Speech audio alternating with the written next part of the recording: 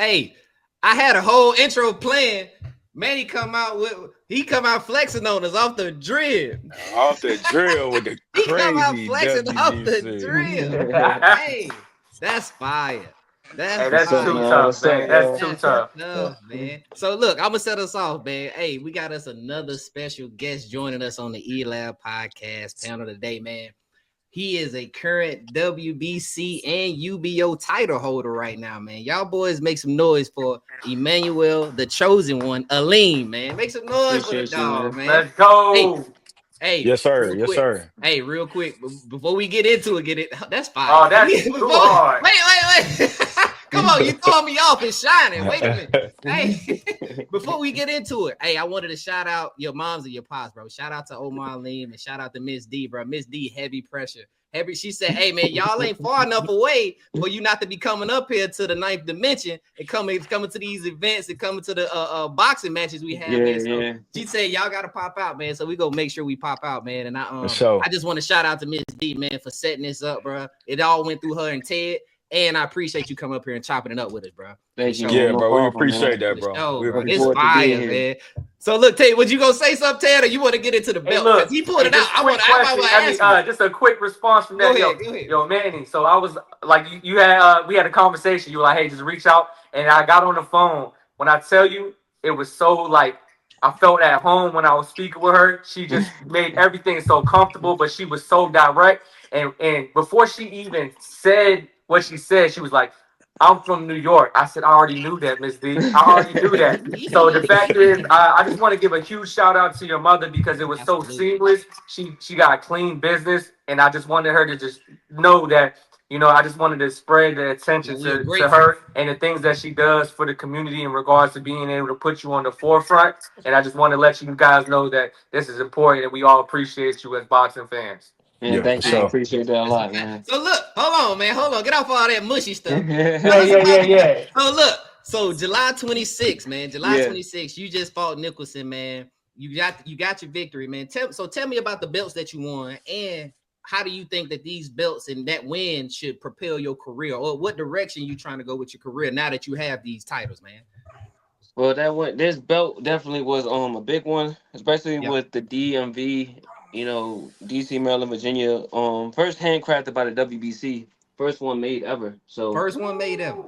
So to have that, made and for the area and have it against Damon, it was all a plus in my mindset of when it came about. And I'm like, okay, Damon is a opponent that I fought before, so he's common and I just know that was a good dance partner for that night. And I said we could put on for the area. We can definitely show where we came from. For me and him, it's been similar as far as us coming up in the amateurs, rising through rankings, trying to become pro, get to pro matches. Even though we fought again in the pros, he was doing his thing in the DMV. He was knocking out a lot of people while I was fighting on TV and moving my way with PBC. So when the fight came about, it was like a collision course because he's like 17-1 with 16 knockouts, and I'm just undefeated 16-0 coming up. So I heard at first, this is the first thing I heard when we was training. I didn't have an opponent. I don't know my manager at the time, and he was working out the business side. And then I think it was Dominique Wade was heard at the time. So I wasn't worried about who it was. But then they said Damon. I'm like, all right. They keep throwing Damon's name out here for the last 2 years, and I already know we fought each other. It's your third time fighting him too, right? You done fought him 3 times, It's right? my fifth time. Oh my God! Yeah. Okay, I beat him twice in both regionals, Silver Glove regionals when I was 13, 14, and then I beat him again at 17 when I was the USA regionals to go to the nationals. So every time I had to go to the nationals, I had to face him. And before Damon, it was Demetrius Ballard, and Demetrius was the guy out of Maryland. He was knocking everybody. I think it was like 16-time, 18-time national. So me and him would go head up, and I knew that I was capable with him. So when Damon came through, not saying he wasn't better or nothing, I just knew like, okay, I last with Demetrius. Damon didn't make it past Demetrius in the state, so when me and him get together, I knew I would have the edge on that, so I would go forward. So that was just me for my history of me knowing him, his style and everything, and then we meet back up in the pros. Like, all right, now I'm different. That's like a boxing story, man. That's like a movie or something. Like that's like Rocky and Rocky Balboa. Yeah, fact. Let me ask you this one more question, man, and I'll let y'all go. Let me ask you. So, do you think right now is the hottest you've been in your career? Like, is not, or was it back when you was 17-0? as far as like how the boxing world views you now? Had the phone calls changed any in the last 2 weeks? You know what I'm saying? Not that I know of. That's what we got to work out wise, because there's things that needs to be ironed out right now. Yeah. But Yeah. I just think back in the past, business wise, my manager dropped the ball on marketing me. You know, I wasn't marketed correctly. I wasn't moved correctly. My name wasn't pushed correctly. It was just I was winning and it was quiet. I was winning. It was quiet till I popped out on the scene, and then I had to fight a belt. And I don't know if that was the strategy then. I've been seeing, because that's what Instagram and everything just was coming out. Right. I've been seeing how social media was taking over, but it was just being stuck in old ways and being, hidden and not doing stuff. It hurt us, I think, in the back end, because now, the expose. I don't know. It could be perfect timing. I think it was meant for me to be on this, so I'm not gonna take that away either.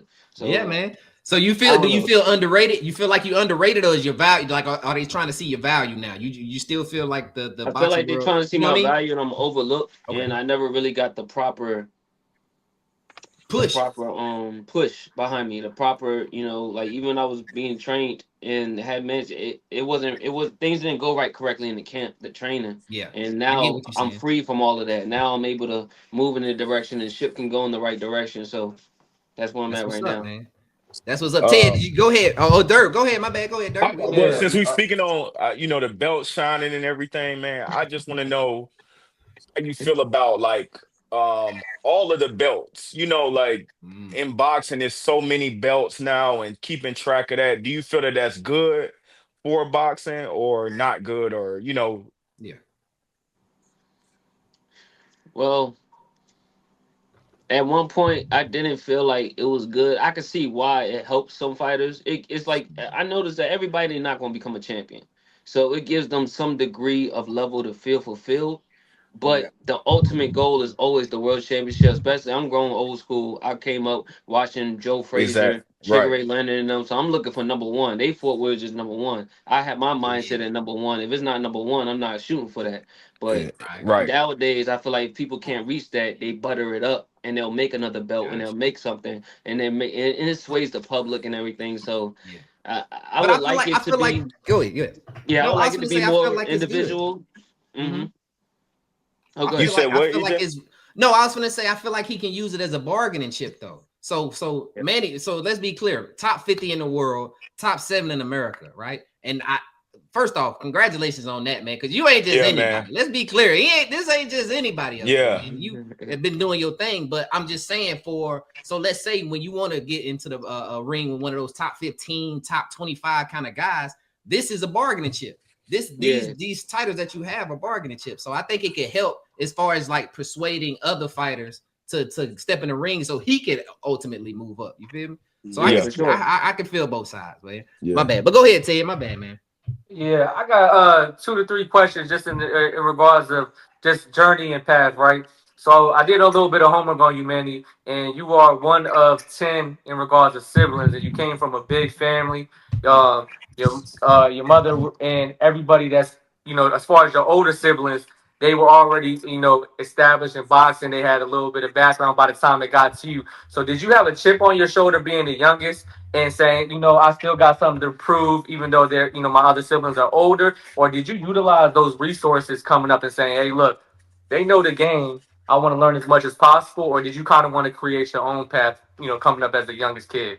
It was I would say, a even slate on all of it, because I wasn't so much that they done it before me, but I did see the sports side of my family. My sisters, my dad was being an artist, and my brother was doing basketball, and my sister played basketball. So I seen them kind of reach, but they didn't have the experience so much. And me and my Sure. brother kind of gained experience as we went. So I just wanted to be an athlete like them and surpass the athleticism I seen them stop at. I seen my sister go to college. It could have been a WNBA WNBA. type Yeah. athlete, but she fell short on that, so that made me push more, knowing, man, when I get my opportunity, I'm gonna push more, because I know my life gets in the way, but I wanted to Yeah, push more. I see my brothers have talent, and they, didn't push. I see my mom and my dad had talent, but then things happen, life happens, so I always Sure. looked at that on my end, so I feel like That's it was what's an up. even on all of it, not so much on one end, Right. and me being the youngest, like I did see everything come before me, so that was like me having that edge. So I'm gonna be the difference, and that's why I guess the chosen one comes in because it just was automatic at that point. My mindset was always that I'm gonna be the difference. I see what's missing in certain things, and For plus I'm sure. last, so I'm the last one to tell, the last one to move out the house, the last one to go to school, the last one to do. Yeah. So I'm just waiting and Yeah. watching, like okay, boom, I can pick up from this, pick up from that. So I know it's my time. I can just want to do a and, straight and course. you So can kind of learn from other True. siblings' mistakes and stuff through yeah, life to Hmm. be like, all right, well, I'm gonna move different from that, so I can see how that'll And your help. parents are wiser yeah, too. Your parents done Yeah. been, you know what I'm saying? They done been Yeah, through it with the facts. other kids or something. Yeah. But go ahead, Yeah. Ted. yeah. And then this is more of a transition thing. So like I said, congratulations on being a multi-belt holder, not just that big shiny one that you got on your shoulder right now, right? You a multi-belt holder, and the reason why I wanted to kind of reinforce on that is I always wanted to ask, as you were moving up in your weight classes and things of that nature, and you were fighting different multiple opponents in regards to even the amateurs and then actually going into the pros. As you were going up in weight class, did the fighting styles and the punches start feeling different? Because the reason why I asked that because there's a lot of people that do move up in weight, like Canelo and things of that nature, and Bud, and they kind of move up maybe one class, and then they kind of like, this caliber of fighters, they pretty good. Let's kind of chill right here. And then you got those one of ones that actually climb as much as they can. Now they're multi-class belt holders. Did the fighting styles change as you were climbing up? And did the punches feel different when you were competing and whooping on these dudes? Um, the fighting style changed a little bit because I noticed like big going up in weight class, my speed difference. The power difference is there, but knowing boxing, how I know boxing and studying boxing, it's all about technique and positioning at that point and allowing yourself to get hit by that power. You know what I'm saying? But Right. it is a difference, and I was already kind of heavier over the last few years. I think it was a blessing in disguise because I got called to go out to help Jamal Charlo, and me and him was on a collision course in 2017 of fighting each other, and we technically had a contract to fight against each other, but that never got fulfilled. But he went on to fight Santino. I had lost to Santino. I don't know what the deal was that back then, but at the end of the day, I got to help him for Derevyanchenko, help him for Montiel, help him for Sergey. I mean, who did do that's in Poland? Selesky, but that fell out. And then I helped Mm. Earl Spence for Ugas, and then I helped um Jamel for Castano, Yeah. and then I helped him for Canelo, and he was supposed to fight the Zoo, but that didn't happen because he sparred me the first day and hurt his hand. So Okay, he then, fractured his but me hand, didn't being he? over there in them camps, I wasn't in my prime weight. So I was going through management issues. I was going through trying to get my course and my training, but at the same time, the blessing in disguise is working with these champs in my downtime. So I got used to being a little heavier. I got used to being bigger, even though I sparred bigger guys when I was younger, but I was Yeah. smaller coming up. But now I'm actually bigger coming down. So when I got to Yeah. 70 and 68, it kind of, I feel the difference. And now I've grown into it because I was fighting at 60, being a smaller 60 coming up. But now I feel like I'm more, that's around my weight, 68. 68. Because you fought Nicholson at 172 this last time, right? Did you Yeah, I fight him weighed at in 172? 68. This 72 is like that was all. I mean, understand that to be honest. That I guess it was benefiting him. And 75, he couldn't reach down. It was technically said that he couldn't reach because he had a kidney failure past 72. I don't know why the belts were 75 and all this, but I Yeah. got it. Oh, okay, Yeah. okay. All right. Ted, you had No. another one.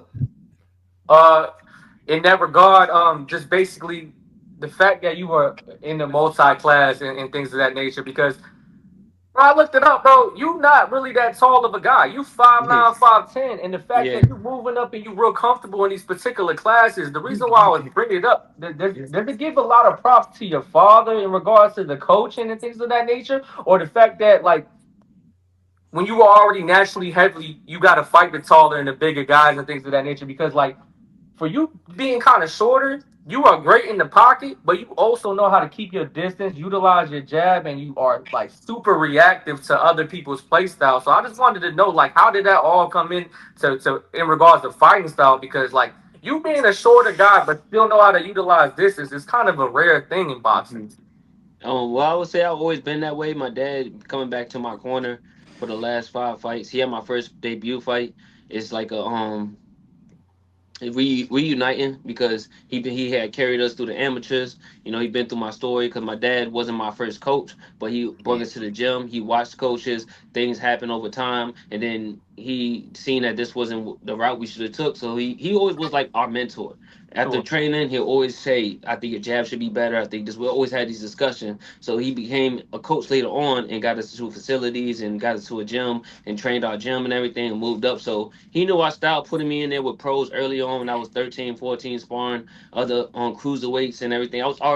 I always wanted to fight a grown person because I was small and younger. I always felt my power could handle a grown man, but I never got the But you was opportunity. bad. You was a So bad kid. Huh? You yeah, so when pro came, it was like okay, I get to do this, but then I had a different trainer at the time. I had a different Mm. management trainer, so I didn't couldn't do the things I used to do. Things were starting to change with me in my performances, and I it's one fight that I always talk about is the Cepeda fight, one of Yeah. my best fights that people like, but I technically don't like it. Far as I'm just a fundamental type of person, and I break myself down a lot. And I'm looking at man, I don't like how tense I am. I don't like how much I'm throwing Yeah. so heavy. Everybody loves the Yeah. back and forth in this, but me I, personally, I don't yeah. like it. I don't like because I know Yeah. what I'm doing training wise that's different than what I've been doing in the past. I could have Yeah. probably made that fight a lot more easier than going 8. I could have boxed him and did it a Yeah. lot cleaner in 2 or 3, but I went through this back and forth with training. Then that went to the demand, and now for a Kitrov. And I seen little stuff I was slipping, and then the Santino fight happened.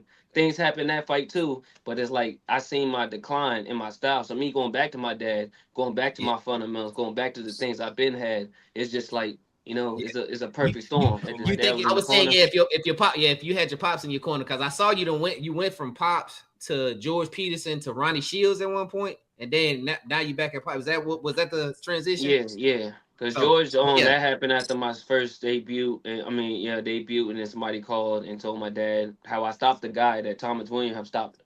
They went the distance with. So then they called George, and this conversation happened. Well, he called my dad, and that became us trying to go to camp and training. But it eventually became more of a dictating type thing and training this way. And it wasn't a good. I mean, it was okay, but at the time, but I think I tolerated a lot. But that chapter Yeah. Yeah. it's down. But the Santino fight was a slip up where I feel like I don't try to make excuses on it. This is just to break down how it happened. So the fight I fought Kitrov, I didn't fight till 8 months later. Yeah. Business wise, I don't know when I'm fighting. I don't. I think this is the time you tell your fighter, "Hey, we're looking for this match. Hey, this is whatever." You come and say we got to fight. What your weight is? Oh, we got to rush. It made me feel like I'm rushing to get down. I just became champion. For us to get down and weight, I felt like I was a few pounds over, and the training was I was trying to try a new trainer with this personal trainer. My legs and stuff got kind I of when seen you trying to push as a fighter, you don't want to look like you weak or nothing. So I'm just like, all right, my blades are bothering me, but they're like, no, keep pushing, keep doing this. I'm like, okay, but I'm just trying to be that fighter and keep persevering. So Yeah. then I get to the fight, I'm a few pounds over, gotta lose that. I already feel like I'm drained from training and everything, and mm-hmm. then I rehydrate, make weight, do whatever, and then get to the back room. And I'm but co-main supposed to be in the room by yourself and do whatever. But on my manager, like, yo, we still got time, got 2 hours and this and that. Literally, we in Miami, Oklahoma, so we didn't have 2 hours. So the time difference was he was on East Coast time, so he kind of Yeah. messed up the time with knowing how much time we had to get ready. And Okay. then Okay. my brother and the assistant was watching the undercards, looking at the undercard fight, seeing this. Referee comes in, gives us our instructions, but now we can't wrap our hands because we don't have an inspector. A lot of inspectors was there. Then they find an inspector probably like 20 minutes later. Then they said, hey, we don't got a lot of inspectors. You got to come downstairs. Come downstairs. Santino already got his stuff on. They said get in the ring. I'm like, oh shit. I'm like, I'm not even That's ready. I'm not in crazy. the mode. I'm just like, oh Yeah, you man, ain't ready. Yeah, and try to you wrap led my stuff and on real stuff. quick. Say, can they put a fight on us? But we didn't know that Charles Conwell had an early knockout. Things was moving. Nobody was communicating with the side. But then at the same time, we didn't. It just things wasn't in order and didn't feel like we had enough time. Usually they're a lot more prompt. And so we try to do what I do, wrap my hands, do whatever. And at that mode, I wasn't in fight mode. I was kind of just in get out there. Yeah. I Yeah, didn't feel that's Scrappy. why like I you was said you was in rushing. sparring mode. You was really thinking because Yeah, you weren't that's really pretty ready much all how the it way. felt. See my dad, Yeah. see people try to dap him, try to go in there. I'm like, all right, I know what to do, but I'm not really engaged yet. And then I look at how flat I was. I wasn't on my toes. I was walking in. I'm hitting. My dad told me I heard him outside in the corner in the crowd because he was like you stretching. I felt like I was like leaning and stretching on my jab. And then I was like, Yeah. I was shaking my head. And then he hit me with a jab, and I felt flat. and I said, all right, I'm gonna lock up and try to push him back. So once I locked up, I didn't Yeah. realize I dropped my hand. He threw a hook, I threw a hook, and I was like, oh shit. I Yeah. hit the ground. This is what I last remember. I hit the ground. The shot didn't really. It was a hard shot, but to me, his power wasn't there. Yeah, like walking the first 2 rounds, I'm like, okay, he's not as strong. He's not. I really knocked these down and walked through him. But then, that shot he caught me with was right on the button. But then my legs went out because I was just like, all right, I can get up. I'm trying to turn in my body. I'm like, Yeah. oh shit! Like in my head, it's like a movie. I'm like, no, Hey. no. I'm like, get up, get up. Like And you I was can like, see it, oh, but watch me it's when like I you get got up, like, sleep fuck. paralysis. I'm like, You can't oh move. no.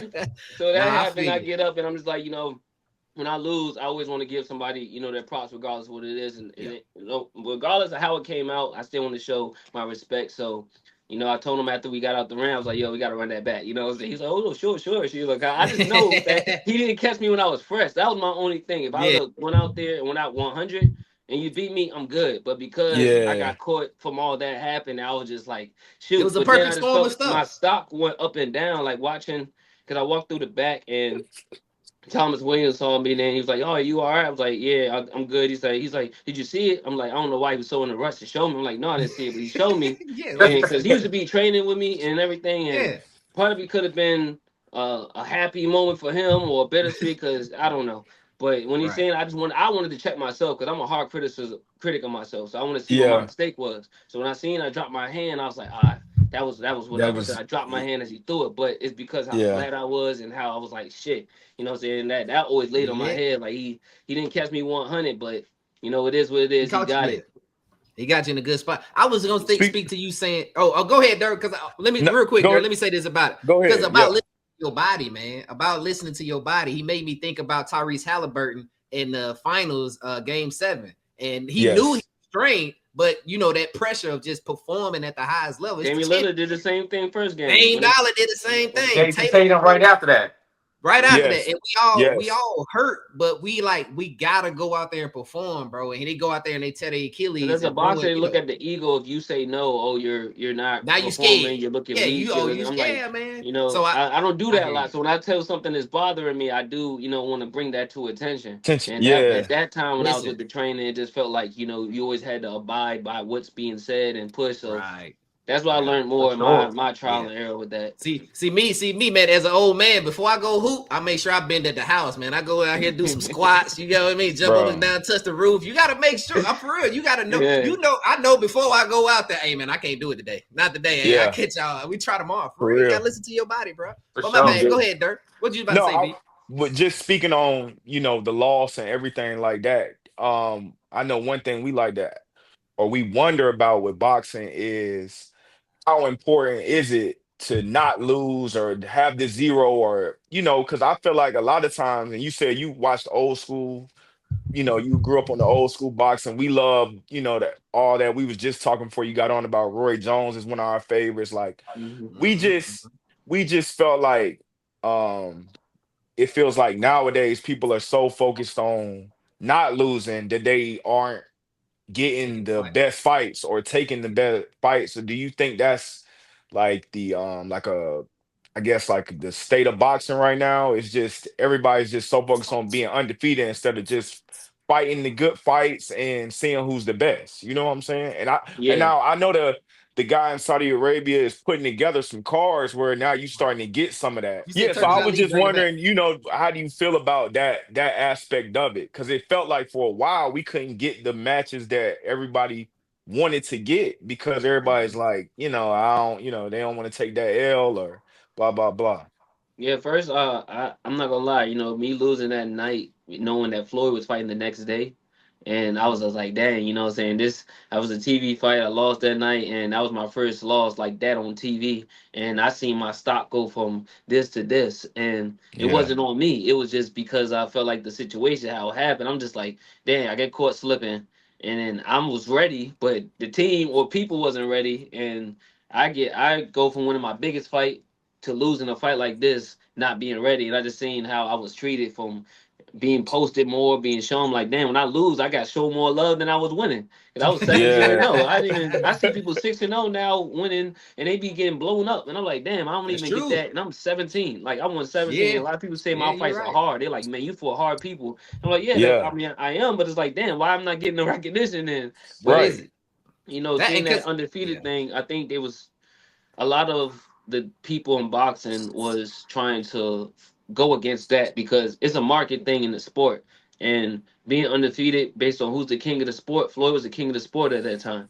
So Right. everybody's trying to match themselves to the king. Everybody got to, okay, you're not going to get an opportunity if you're not undefeated because they might give somebody else 4 fights and he's on TV, but you got to fight 20 knockouts. Yeah, I just feel like everybody's trying to, be on that caliber and, okay, we got to build this person. But then it's not just the boxer too; it's the team, Yeah. it's the Yeah. promoters, it's the managers. Yes. Because the boxer's trying to be the boxer, the manager is trying to move the fighter a certain way. Sometimes the boxer doesn't know how they're trying to move. They don't know that they're trying to maneuver past and get these people and get these knockouts and get these certain things. Because they might talk to a person behind the door. Hey, what's his record? Oh, he's not such and such, whatever. They might pass them by. It's like you gotta and not to keep it racial, but I feel like black people gotta be a Deontay Wilder to get up there. If you're not a Deontay Wilder, if Mm. you're not knocking out everybody, you're not this big person that's demolishing people. It's hard to get a real name because then we get out there, then we look like another fighter who they try to put us in the boats of the flamboyant fighters, the ones who talk, and Yeah. then they go out there and then they lose. You know what I'm saying? They get tired of that. So then it's like, how do we become different? We got a bunch of fighters who's skillful, but then you find somebody else, let's just say like a Rosado, and you find somebody else that even with Pacquiao was a fighter who just, he's great, but at the same time, he gave wars. And there's other fighters who give the same type of wars, but they won't give him the same recognition. You know what I'm saying? Mm. Yeah. Because he's Pacquiao, he Absolutely. bring a country behind him, and that's bigger than what the fighter looks for. The fighter looks for the fighting. They're not looking at the crowd. They're not looking at the business. They're not looking at who's bringing in the dollars, this and that. And that's what Floyd exploited. But now it's like the sport has going so far with it. And then they're Mhm. trying to get back to with the turkey. They're trying to get back to single stuff, but it's like it's gonna come. I just think over time, these fighters keep doing what they're doing. It's gonna weed out. You're gonna forget the undefeatedness. You're gonna forget. It's not too much people that's gonna be undefeated anymore if they keep fighting. 'Cause that's Do, part of the That's sport. true. That's a fact. That's a yeah. fact, Floyd man. monetized his Flo- undefeatedness perfectly. I Yeah. feel like understanding the sport now, that's his business. His business was to be Yes. undefeated. His business was to show Yes. that he can't lose. And he marketed that. But they He took his capitalized. marketing. Yeah. Yeah, Yeah. and Yeah. they went over the whole sport. Now everybody want to be up to the par. I'm like, to me as a fighter, is be your own market. You know what I'm saying? Be your own Right. whatever you good at great at. You don't have to match Floyd. You don't have to be 50 and 0. You don't have to be that. You good at where you at, but everybody wants to be on that upper echelon to sit in that chair. And I think that's what the That's true. problem is. That's true. I ain't mad at it. yeah. Now look. Yeah. Oh, go ahead, Dirk. You got more. Go ahead, Dirk. Keep No, no, going. no, no, no. I was just saying that I feel like, real boxing fans, we appreciate no matter if you undefeated or not, you go out there and you beat somebody that we regard as somebody that's legitimate. It don't matter how many losses you got. I think that is what real boxing fans miss. It's like, man, we just want to see y'all fight, man. We don't Yes. care Like, hey, who you that's lost to valid. or Yeah. any of that Yeah. stuff, man. I just Yeah.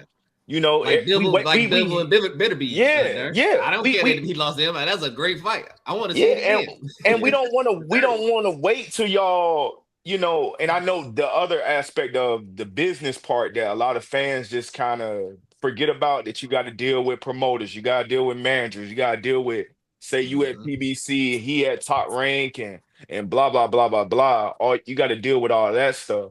But it's Mhm. like, man, even when, since we were talking about Floyd, like the Floyd Pacquiao thing, I felt like, by the time they fought, maybe it was, it just didn't have the same feel. It was cool, but it's like maybe if they was in their primes, that would have been crazy. Yeah, Yep. yeah. And I think Yep. we missing out. And now we looking for the next thing because Tank's the biggest star in boxing, but we can't Mhm. get Tank to fight anybody worth who we think, just a big match where it's like, okay, even though the Lamont Rose fight was great, it was like nobody really knew Lamont like that. You know what I'm saying? So it's like Mhm. I think we just missing everybody just mixing it up, man. All the greats just going at it, man. Like we Nah, used that's a to. fact. I think if Speaking they of could make great, more of no. the sanctioning bodies and the promoters more accountable will help.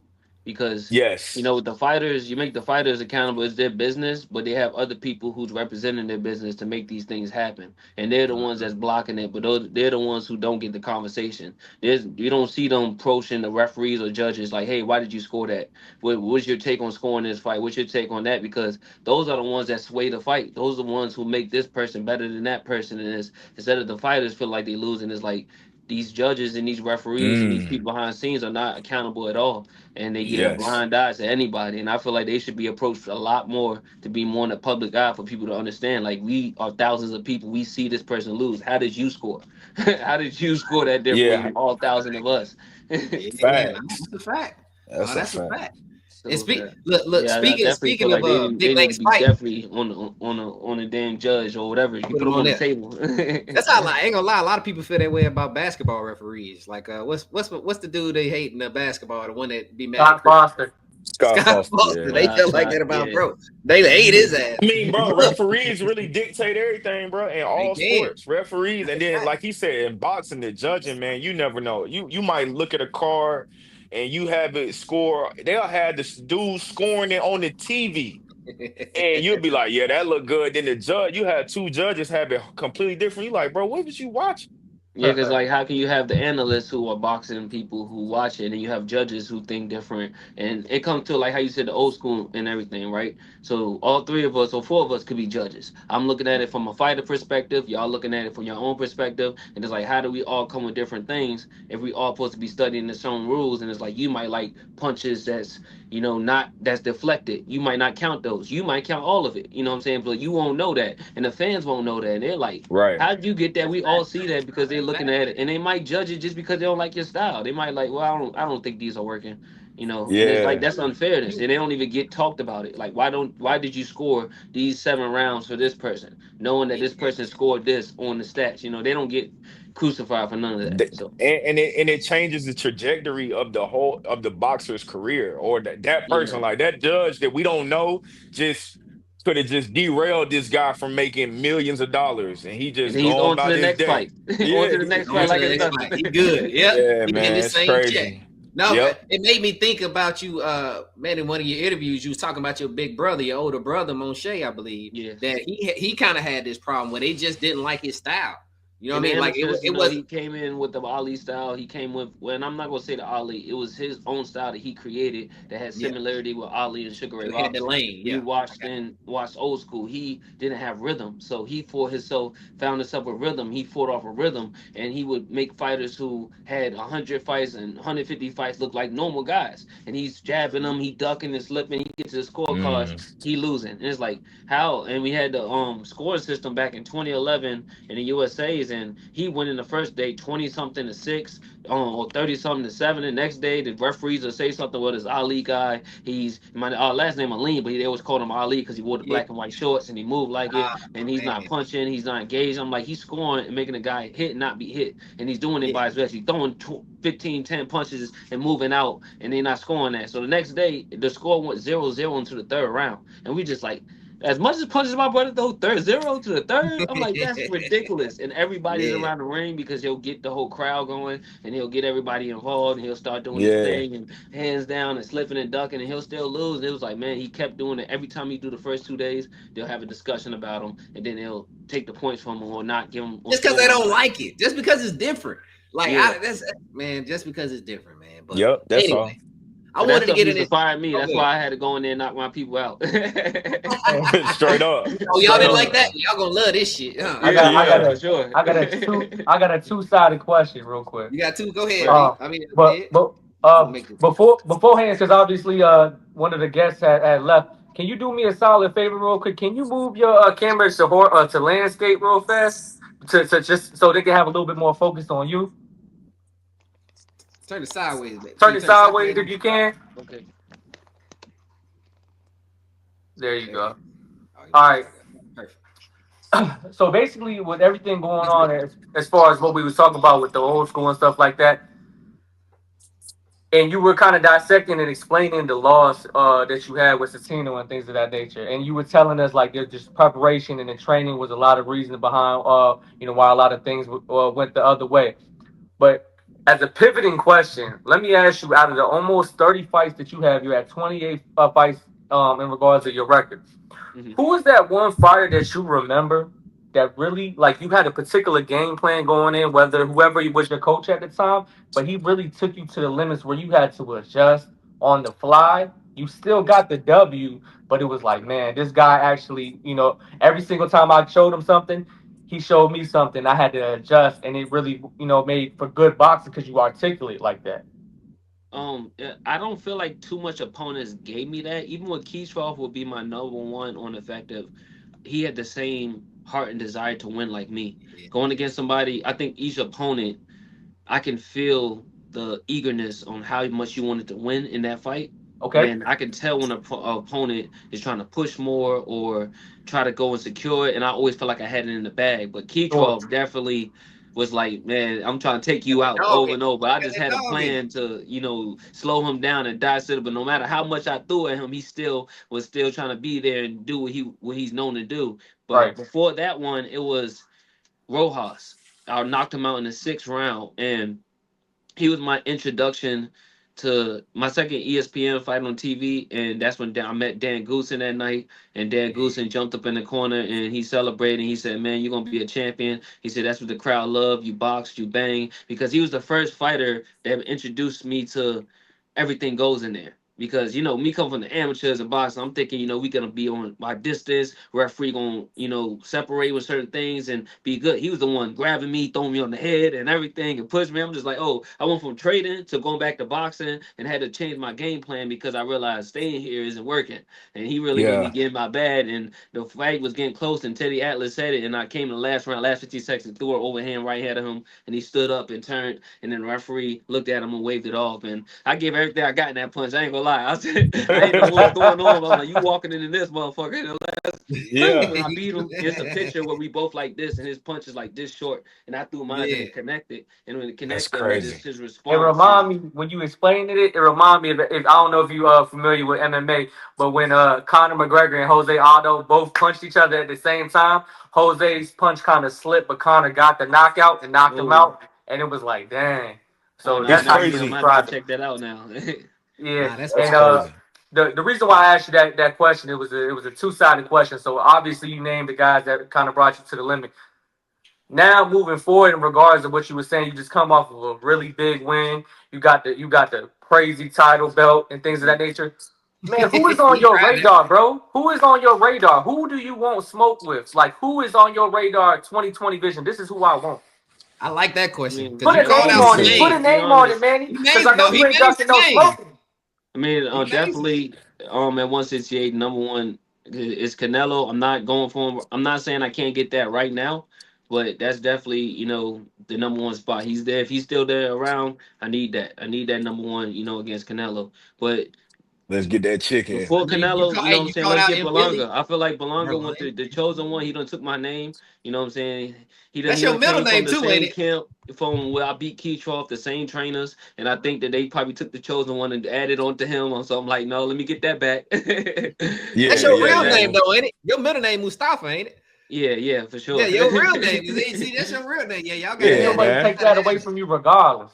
Yeah, so the Belonga definitely was a good one because I knew when he fought Damon the first time I should have bet on that. 'Cause I said, but Damon's gonna go the distance the first time because he was knocking everybody out, and I just knew it from Styles and watching boxing. I said Damon gonna last. He's one of them guys that would last a fight with a guy like that. Even though he got dropped Yeah. 3 times, I knew he was gonna make the distance. So that happened. So Belonga is one. I like Shiraz. They're Carlos Adames is a great fight. Yerasani Laura is a great fight. And then Caleb Plant. Caleb Plant, me and him have old history. If these come down on a good fight, I think me and Caleb Plant would be the best because back in 2016, before the demand, me and him had a back and forth on Instagram. My manager, I don't know how that happened. He was talking about matching up a fight with me. He said something on Fight Hype at the time saying that he wanted to fight me in August because he said me and Aleem are undefeated and the same on paper, but we're not the same skilled in the ring. So I'm like, hey, Oh, we're not the oh, same he skill. I talking don't know what you're crazy. looking at. Did he just fight somebody? Yeah, he just fought Armando Armando. Resendez. Yeah, I got Yeah, it right here. yeah, Armando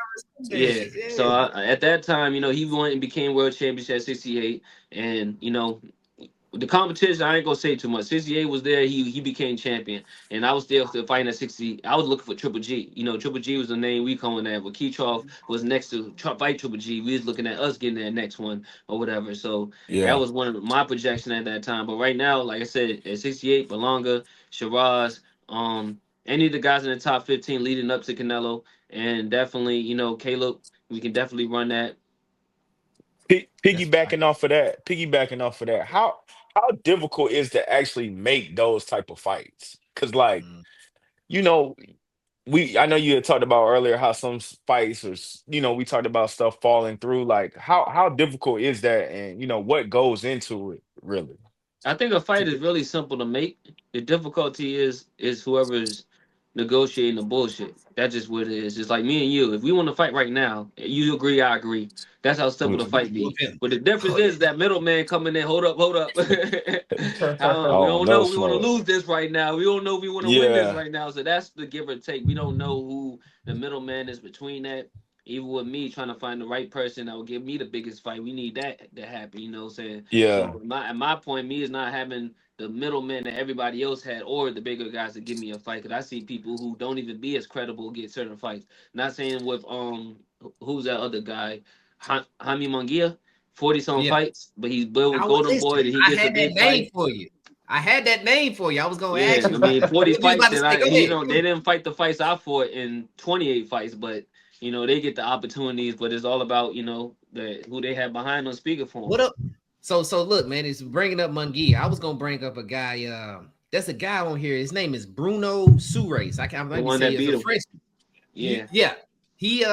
He is top 15 in the 168 and in 160.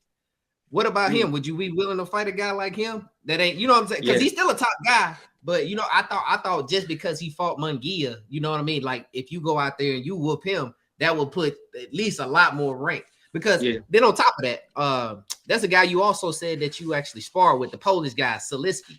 yeah. If I Zaleski. Yeah, Zaleski, right? He just fought in Billy.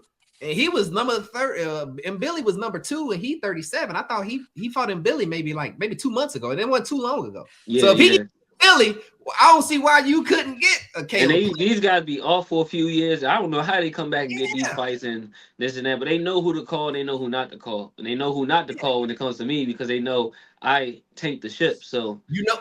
You know what? I think that's another part I was gonna say. I think you tanked the ship when you fought what's his name, Katrov. I Keytroff, yeah, think I think they tried to set you to be a gatekeeper. I think they was trying to make you a gatekeeper to try to propel him. And since you whooped them, when you threw that wrench in there, they was like, man, we ain't fuck.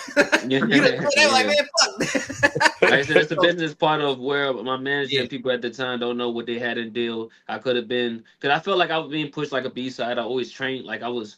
I know for a fighter like me, I should have been pushed like an A side. I think I was in the yeah. same position how Boots was coming up, where I was this yeah, guy moving up in PBC, coming up in rankings, but I didn't get the push behind me like that. So I don't know why, and I think he rather we took tougher fights, which I didn't understand. Not saying I'm not a fighter who don't care about the opponent. I like competition. So I look Right, forward, like I'm right. old school. I want to fight the best guy. That's what give me my strikes. That's what give me my edge on me being a better fighter and Motivation. knowing I competed with Mhm. these people No and last. So question. every yeah, name you name that's better than me at this time, I want all of them because I need them on my resume. I need them to, stack up yeah, against me to say, hey, I came a long way. Look who I beat. Look who I defeated. So that means a For lot to sure. me. So, Does that? not knowing them Yeah. B side situation where it felt like, okay, you gotta fight this guy. This guy might be having all this edge and we're gonna use you to whatever. It's like I don't know. I guess with people who's not into boxing all the way and see it as a fighter, they don't see it the same way. So they Yeah. might look at the money side, and it's fair. It's not all fair if you never been into a sport. And you look at the boxing as a sport, and you're like, oh, okay, I can make this from that. But then there's people who actually are groomed into this, and there's a difference. You know what I'm saying? When yeah, you groomed into it, and you See, go from levels to levels. Them people who just come in and just speak on it, it's different. It right. means more because every It's a move different you level of do, whether respect. you're on this team or this train, all that means something versus just hey, get this guy over here, do this over here, fight over here, make this money. But that's how it's quick in their lives. That's the difference I've seen over the Mhm. years. The ones who step in and the ones who've been there for years, they just understand the day to day, the grind, the feeling of the sport versus the people who come in. Hey, I just want to make some money real fast. That's a fact. But it's crazy. Yeah. Listening to that though, what eliminates all of that is what's happening now. The bigger purses is eliminating the confusion, right?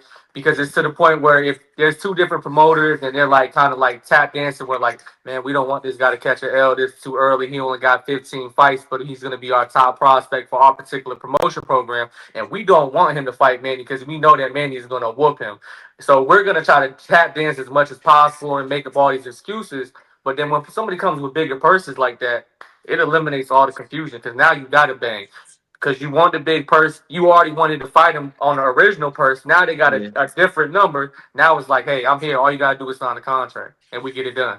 They don't know about the promoters and manager egos, man. That's why the sport, I feel like they got to put them on blast more because the fighters, you know the egos, you know the fighter's going to be a Broner type. You know sometimes they're going to be a Floyd type. They're going to be anybody who's going to speak on for themselves. But then the managers and the promoters, they don't get that, scrutiny for that. They got egos too. They don't want to lose. They don't want to get their money lost, and they don't want to deal with certain people. So that's what messes up a lot of these fights and stuff don't happen. It's just like labels and music. Like you don't mess with Rock Nation, you don't mess with this person. Right. It's like it hinders the Birdman. Now what's that? 500 degrees. What's Cash Money? I'm thinking Cash Money. It's 500 degrees. 500 degrees. I'm old, ain't it? That's my old shit. 500 degrees. Hold on, the fighter, man. The fighters just want to fight. It's easy. Like I said, it's easy. We say fight, we fight. But if stuff ain't there, then we trying to figure out. Man, it used to be easy to get a fight. Now it's hard. It take you months, 6 months, 8 months, a year. No, because that's a good point. I got two questions after talking to you, man. First, going back to you saying about fighting in the A and B side, does that really make a big difference going into the fight and in the ring? Because I remember in one of your fights, you said that you hit the guy, but you slipped. It looked like you maybe slipped. You took a false step and you slipped, and he got on you, and you was like, "Hold on, I'm still winning." And you had to go, to throw some punches just to get out of the. Yeah, okay. So does that really matter a lot going into the fight? Like how you prep for a fight or just how the referees and analysts call the fight? You know what I mean? Like how much of a difference is it?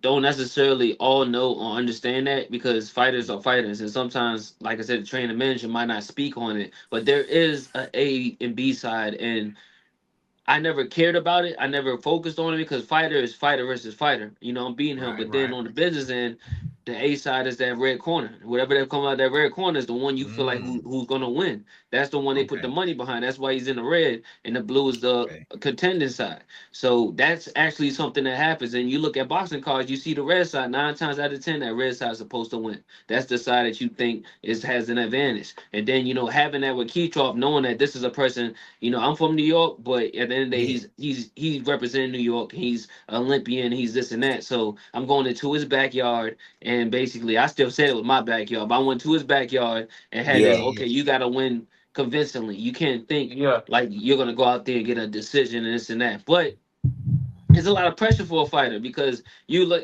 at Shakur. Shakur don't care. Shakur will go on your B side. Shakur's the type of fighter, I'm going to box my way and it's going to work and I'm going to make you look bad. But at the same time, a lot of fighters don't have that same setup like him. A lot of fighters aren't as comfortable as him and have people around him to be in that situation. So they got to think it's go for broke. This is my one chance to show the world who I am, and I got to go against the B side to let them know. It's almost like being in the G League. That's how it looked, and I feel like how could I look like a G League fighter at 17-0? That's what didn't make sense to me. That's a fact. Hold on, real quick, man. Your camera just flipped. Your camera flipped for some reason. Somebody call you? Did that? You was just talking and it just flipped. And it be doing it right when you in the middle of you be cooking, man, and I'll be on the cooking and somebody call you and everything. That shit. There it is. All right, dang, right. You back right? It's back right now. All right. Now, I ain't gonna lie, man. I got a lot of questions, but this one specifically because you was talking about the money and the business and stuff, man. And I wanted to ask you, not being at where you are now, how important is it to know the business side as the boxing talent versus delegating that work? Because the second part of that question I was going to ask you, he might have froze up. There you is. You trying to get the camera right. Yeah, get your camera right, man. But yeah, you be cooking up, boy. You do be cooking. You be cooking up, boy. He need to put that joint on D&D for a second. He can't even hear. He probably can't even hear us. Look, then we got Red in the background. Red in the background down here twirling some chains or some shit in under stage. What? He at work. He is work. Oh, okay. But yeah, man. Oh, there we go. There we go. All right. Good. You good, man? We good. I mean, listen, I can edit all this out, bro. We ain't tripping at all. I ain't tripping one bit. There you go. Can you hear us? You might can't hear us. Yo.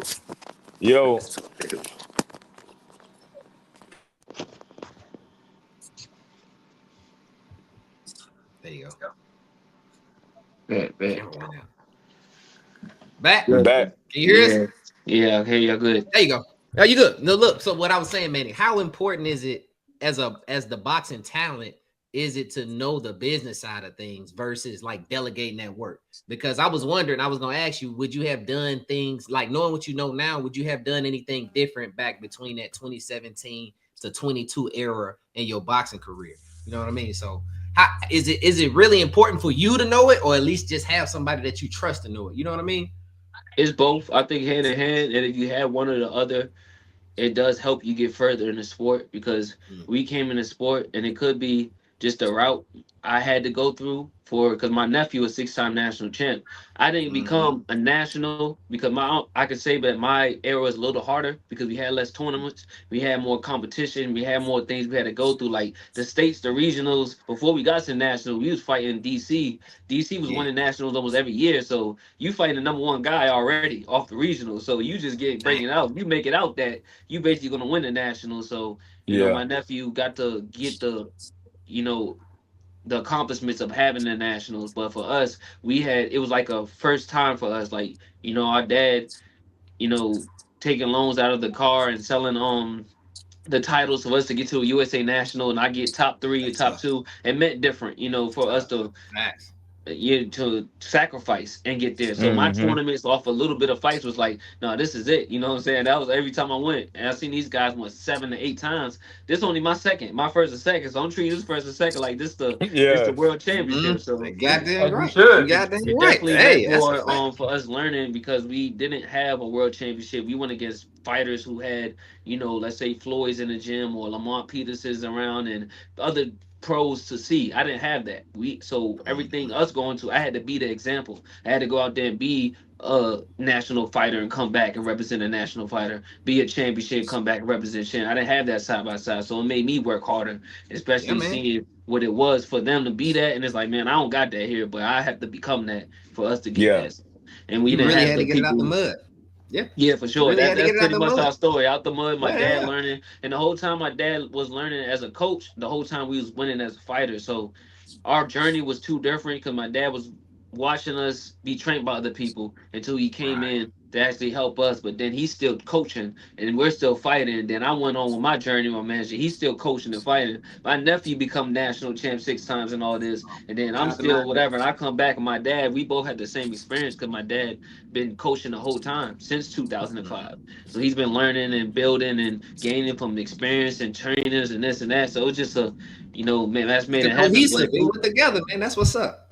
Who didn't know if we'd have had somebody with us from day one? It could have been. Did have Eddie Cook around at one point with my dad. He was a former WBA champion. He helped out a lot of us in the amateur, showing us a few things. But we never had like that consistent development, and we just took it upon ourselves to train more and took it. So if we did have more experience, more people around, it definitely made a difference. So we just had to go, like I said, trial and error, get out the mud, come out with the best results. And we came out with something like Denzel. I'm leaving here with something. Hey, listen, I see it on your shoulder. There it is, right there. I'm leaving here with what something. you mean?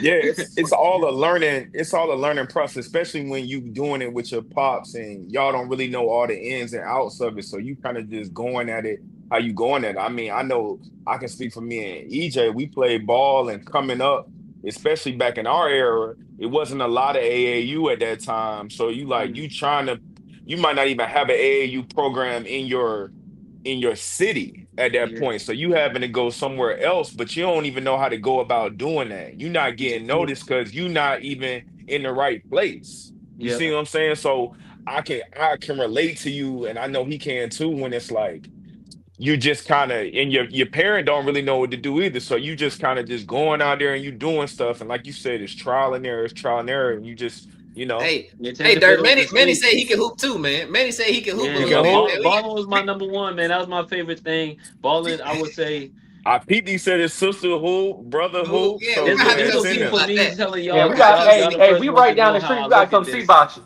So Yeah, we might the have way to. I look at boxing, I look at it like from basketball. So I cross because I played ball. I played ball before I went to the gym, through Yeah. school, through the neighborhood. So it was always a part of my athleticism. So I think that's what helped a big part of my sport is me being able to play basketball. And basketball, you got to be a point guard. I was short, so I had to read the court. I got to read the Yes. field. I got to do For drills. sure. I got to make sure my feet straight. I got to hit layups and stuff. So I look at boxing. Boxing coming into the sport didn't have that same structure the way we came up. It didn't come in as you working on your layups like your jab. You didn't do this and Yeah, that. But I did with obviously, fundamentals. Well, you know, fundamentals with basketball, that's how you start as a kid. So I'm looking at Yeah. boxing. My dad came up with fundamentals, but a lot of gyms didn't teach that. They taught you how to put your Mm. hands up. They taught you how whatever. They didn't show you how to, do it like the basketball. They didn't show you like the football. You got to do this every day, the same thing. And that's how what made Yes. me better as a fighter, knowing that I compare myself. When I do basketball, I'm doing this all day. I'm over here like Kobe, Allen Iverson. I'm shadow boxing on the court. I'm doing the same move. But in Yeah. boxing, you kind of just go in there 2 hours. You might train, you might spar. A lot of people just spar.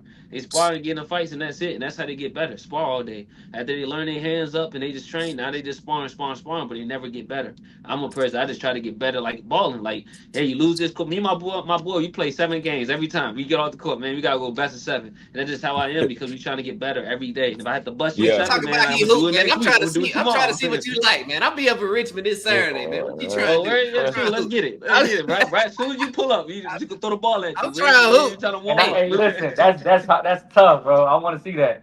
I want to ask you this, man, because I know you said you work on pretty much everything, but I think you got a nice left hook. I wanted to ask you who got a nicer left hook. You or Ryan Garcia, man? Who you got, man? And You David, I would first, I Ryan would say Garcia. me. I would say me, man. You Ryan's better. pretty You nice got though. to. I ain't gonna lie. His natural timing on it, I think my brother has a better hook than me, but he hurt his arm in the amateurs at one point and then in the pros when he was coming up. But his left hook remind me of Ryan because Ryan's is just it's just off of instinct. It's It's just snap. mean. It's just Yeah, boom, it's clean. boom. It's explosive. It's just But Yeah, Yeah. mine's a little more ferocious because I came from Joe Frazier, so mine's is more of an attacking hook. I can have an attacking hook or a defending hook. Ryan's is kind of like a counter. His is a counter hook where he'll just pull that in between when he's pulling back. But I never see him go forward with it. I never see him really go in with the hook unless you're I going see. in with a body shot. So I'm more of a I'll dip in and run with it.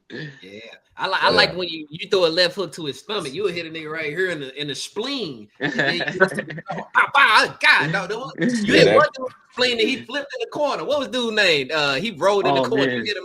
You hit, I think Martinez or something. He hit him in the boom. That nigga said, Oh yeah. he done I rolled remember all the way back to the corner, fell on the ground. It was bad. Yo. Bad. That body shot be looking like That's it what B Hop hurt, boy. said. When You it. that. Ever been hitting the spleen? That's what B Hop said. You ever been hitting the spleen? Oh Nah, that shit. yeah. Oh, you mean Hernandez when he rolled over when I hit him with the Hernandez. body? That's who it was. Who Hernandez, did the yeah, fucking yeah, tumble roll. It's But so yeah. crazy. go ahead, It's Ted. so crazy that you explaining it like that, bro. When we pull up to you in Richmond, bro, I want to do one of them little dumbass be the dummies and shit that go Uh-huh. like this, and you come through and hit me with like 20%, just so Oh, I you can kind of tripping? like, hey, listen, hey, don't I kill need me, that dog. Hey, pad. listen, I I need don't don't that need kill me, that. pad. dog. But I Bet. just want to be like, yeah, yo, 20%, boom, and then Hey, I just want to see hey, like what it feel like in the trenches.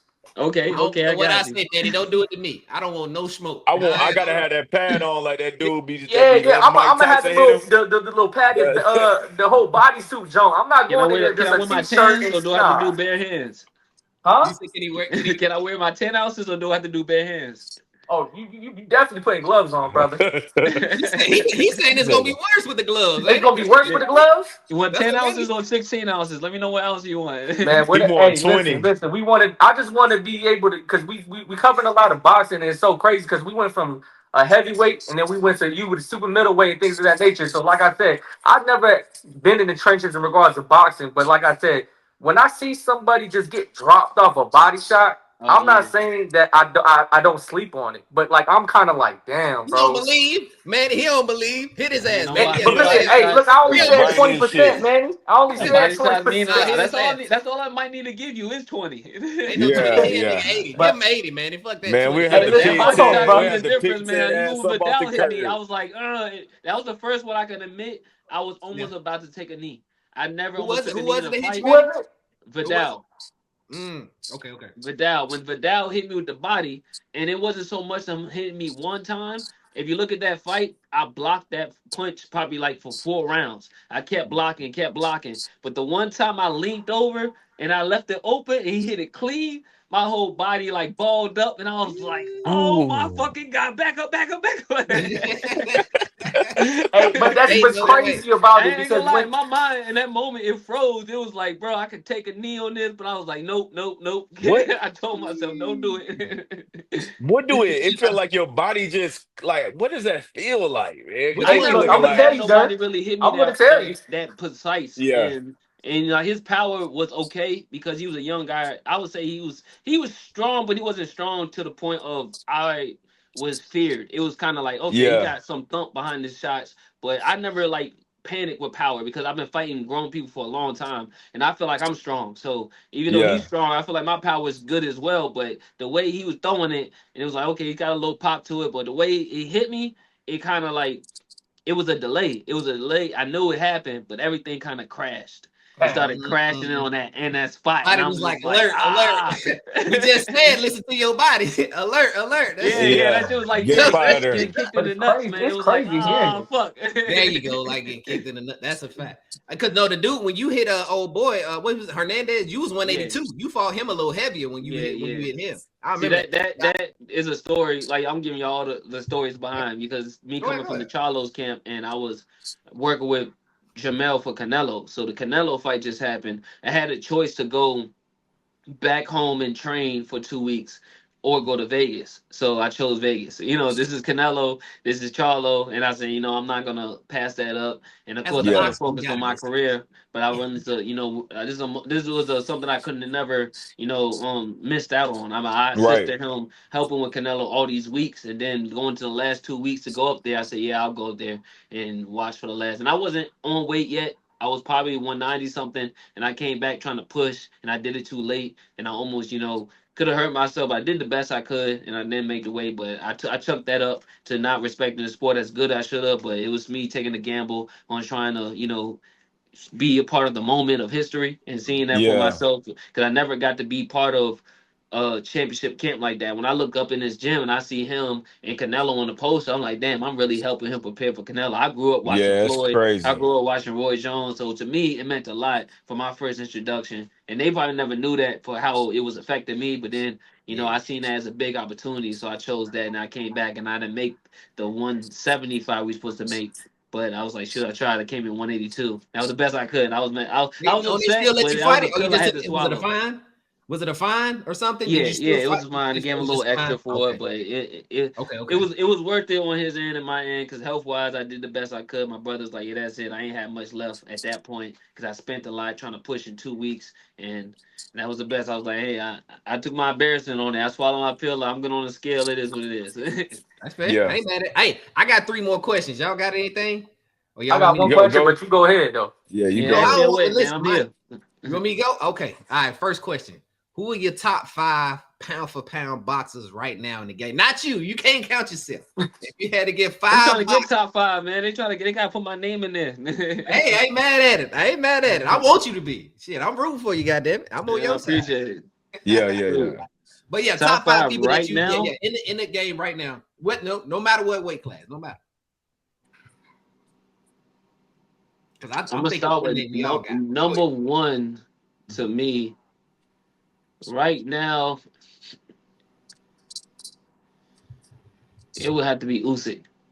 Okay, because that's why I was going. That's why I was waiting on. I was like, it gotta be. I think we all got it. Usyk is a bad dude. Boy. He's so casual with it. He's just he don't have too much of the facade of flamboyance. He's just such a he's just a stud, man. He's just a stud, right, bro. Yeah, he's a stud, bro. You know, they was trying to say he was better than Ali. Y'all know that? Have y'all seen that? Who said that? Ali? They were trying to say he's better than Ali, man. Usyk. They say right now. I don't know what. I don't think nobody could be better than Ali at the time he fought, though, because Ali. Yeah, we prisoner the moment. A whole generation of fighters. He was fighting too many people. Come on, man. He was fighting too many great guys, man. We good. He was fighting heavyweights. Like Usyk got him fighting. Usyk running out of people, but I'm just saying this to Twitter. This ain't And me. them people ain't those people, so we good. Yeah, We Usyk like a good. hybrid, man. He's a hybrid. He can fight in and out. He can fight rangy. He can fight close. That's what Mayhem was telling us. He's He was real. saying he Like fight he's like a not cruiserweight. too stylish. He's just like right in the middle of everything. He got a balance. He a balanced fighter. Really balanced. Yeah. He remind you like a Holyfield in a way, like a better version. I would say he a better Holyfield. Yeah. Okay. That's saying a That's lot. high praise. And you hear him. The next one would have to be praise. Crawford. I would say it would be Usyk, Crawford, in a way. Okay. That would be my top 3. In the next 2, shoot. Because I don't want to sleep on nobody other than these two. Because it's like a little mix. What about Bivol? Will he be in there? Who? Bivol better be Bivol. Tank not getting no love. Bivol would be about 6 to me. 6. What about Bam Rodriguez? Jesse. He's up there too. I'll give him about 7. Okay. Tank not enough. Oh, it's Shakur. Tank, Shakur. That's why it's arguable for that fourth and fifth. Canelo. That's what I'm just like. Shakur and Tank. For Shakur and Tank. Canelo too. We ain't showing the love to Canelo right now. We got beef with 168. We ain't fucking with it. We gonna stay away from that. That's why I said. Hey, but this 5th pick matters though, right here, man. Who you got? I'll give Tank the 4th because Tank is definitely a pound for pound, no matter what. We got him out of there. But the 5th. Yeah, it's tough at 5. Dang, that 5th is so. It get muddy. It would have to be Shakur. I have to give him that. I love Shakur. I don't think he's a boring fighter. Skill for skill. What he going for? Like he's still undefeated. He's been a long reign Olympian. It's hard to say no to him. So he deserved that. He deserved to be at least considered in the top 5. I just looked at the list that the ring got. So they got pretty much Usyk at 1, NY at 2, Crawford at 3, Bivol at 4, Beterbiev at 5, Rodriguez at 6, Junto. I can't say Beterbiev is nice too. Beterbiev, yeah. Then Canelo at 8, Shakur at 9, and then Benavidez at 10. I think they robbing Canelo being at 8 though. That's kind of wild. He deserves to be a top 5. That's wild.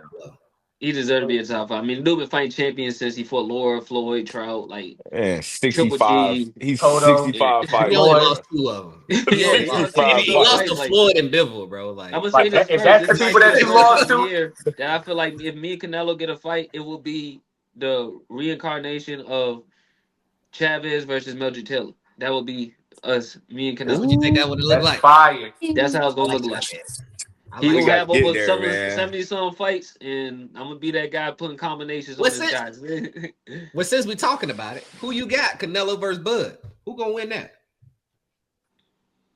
Honestly, I'm gonna say this here first. I never really had personally, not respectfully gave Bud his flowers on his career. Just because of a fighter, I never really noticed him as much when I was fighting. They didn't project him as much. I didn't see him in the radar. I didn't hear about him as much until he moved up to 47. So at that time, I was already PBC, Earl Spence, and these guys. So when I heard Bud, I kind of didn't think of him as much, him winning 35, 40, 47. But then looking at his story, me and him have almost a similar story. And I'm like, damn, that's crazy for him fighting so much to get seen and be heard and do what he did. And now he's fighting Canelo. And I'm like, damn, Canelo's a big pill. I think Canelo has that time and experience. He can, offset. But then Bud is Bud, and his confidence, his skill, when he's done, I don't look at him moving up. I look at him based off of this is just skill, who he is as a person. He has everything to offset Canelo. I just don't know if it's enough yet. Maybe I'm gonna go with Bud on this one. I've been saying Canelo might have too much experience. He might have that timing, might be the con thing, but I've seen Canelo decline. I've seen Canelo not. He say he have injuries. He say he have this, but he might turn it up for Crawford, but I just he's banking on his one shot. He's banking on his experience, and I don't know if Canelo is going to fulfill that now later. Because I noticed he's not on the gas like he used to. He used to pick the gas I up a feel little like bit. We was just Crawford talking gonna be about that before you so. came on. No, we I was feel just like talking Crawford about that. gonna be so turned up for this. That Bro. fight is next month. I just hope didn't he don't realize it get was so too close. turned up. I don't know his Yeah, experience on it. I yeah. just rather him be as what he is a collector. But if Crawford tries to go for the kill too much, I don't see. But I you don't know see you gonna walk into something. I just hope we don't get timed by something. You know. that him and Earl fight was. Oh, it might not be as big, but it was close. Like we was anticipating that, and I think Absolutely. he came out with Eminem. Like if he ain't getting too high with all of that, I think he gonna be fine. He was Yeah, trying to, he was in that talking fight, crazy I to got Canelo in the face called to off. assist for that fight too the first time, and You did, I didn't go to the help the Earl team on the first one because the yeah, fight didn't even happen yet. I think the first time they had talks, it didn't happen for another 8 or 9 months. And I was like, man, I'm glad I do. I would have been out there sitting for that yeah. whole It's time. because Charlo and them are they in the same gym? Or they were in the same gym? It was at one point, They wasn't just trained with the same trainer. It was Same Derek at the trainer. time. Yeah, yeah, Yeah, yeah, so yeah, yeah, sometimes I don't know. Derek goes to them or they meet yeah. at the same I think place, I but just yeah. I think I just saw him training somebody. I don't remember what fight it was. I just saw, but he was training somebody Yeah, else. Derek been training a it? You few got your people lately. third Yeah. question, E, or can I double down on what you was already Go talking ahead, about? double down. Go ahead, do it. Cause my third question off. Go All ahead. right, so bet. So I'm listening to the top five. I'm listening to your opinion on this mega fight that's coming up next month. Let me ask you a question. What would be Manny's dream fight, dead, alive, or retired? Who do you want when you were at your best version of you at any particular weight class? Who would your dream fight be if things could go the way that you want, realistically? It would have been Triple G. Ooh. Golovkin? You wanted Golovkin?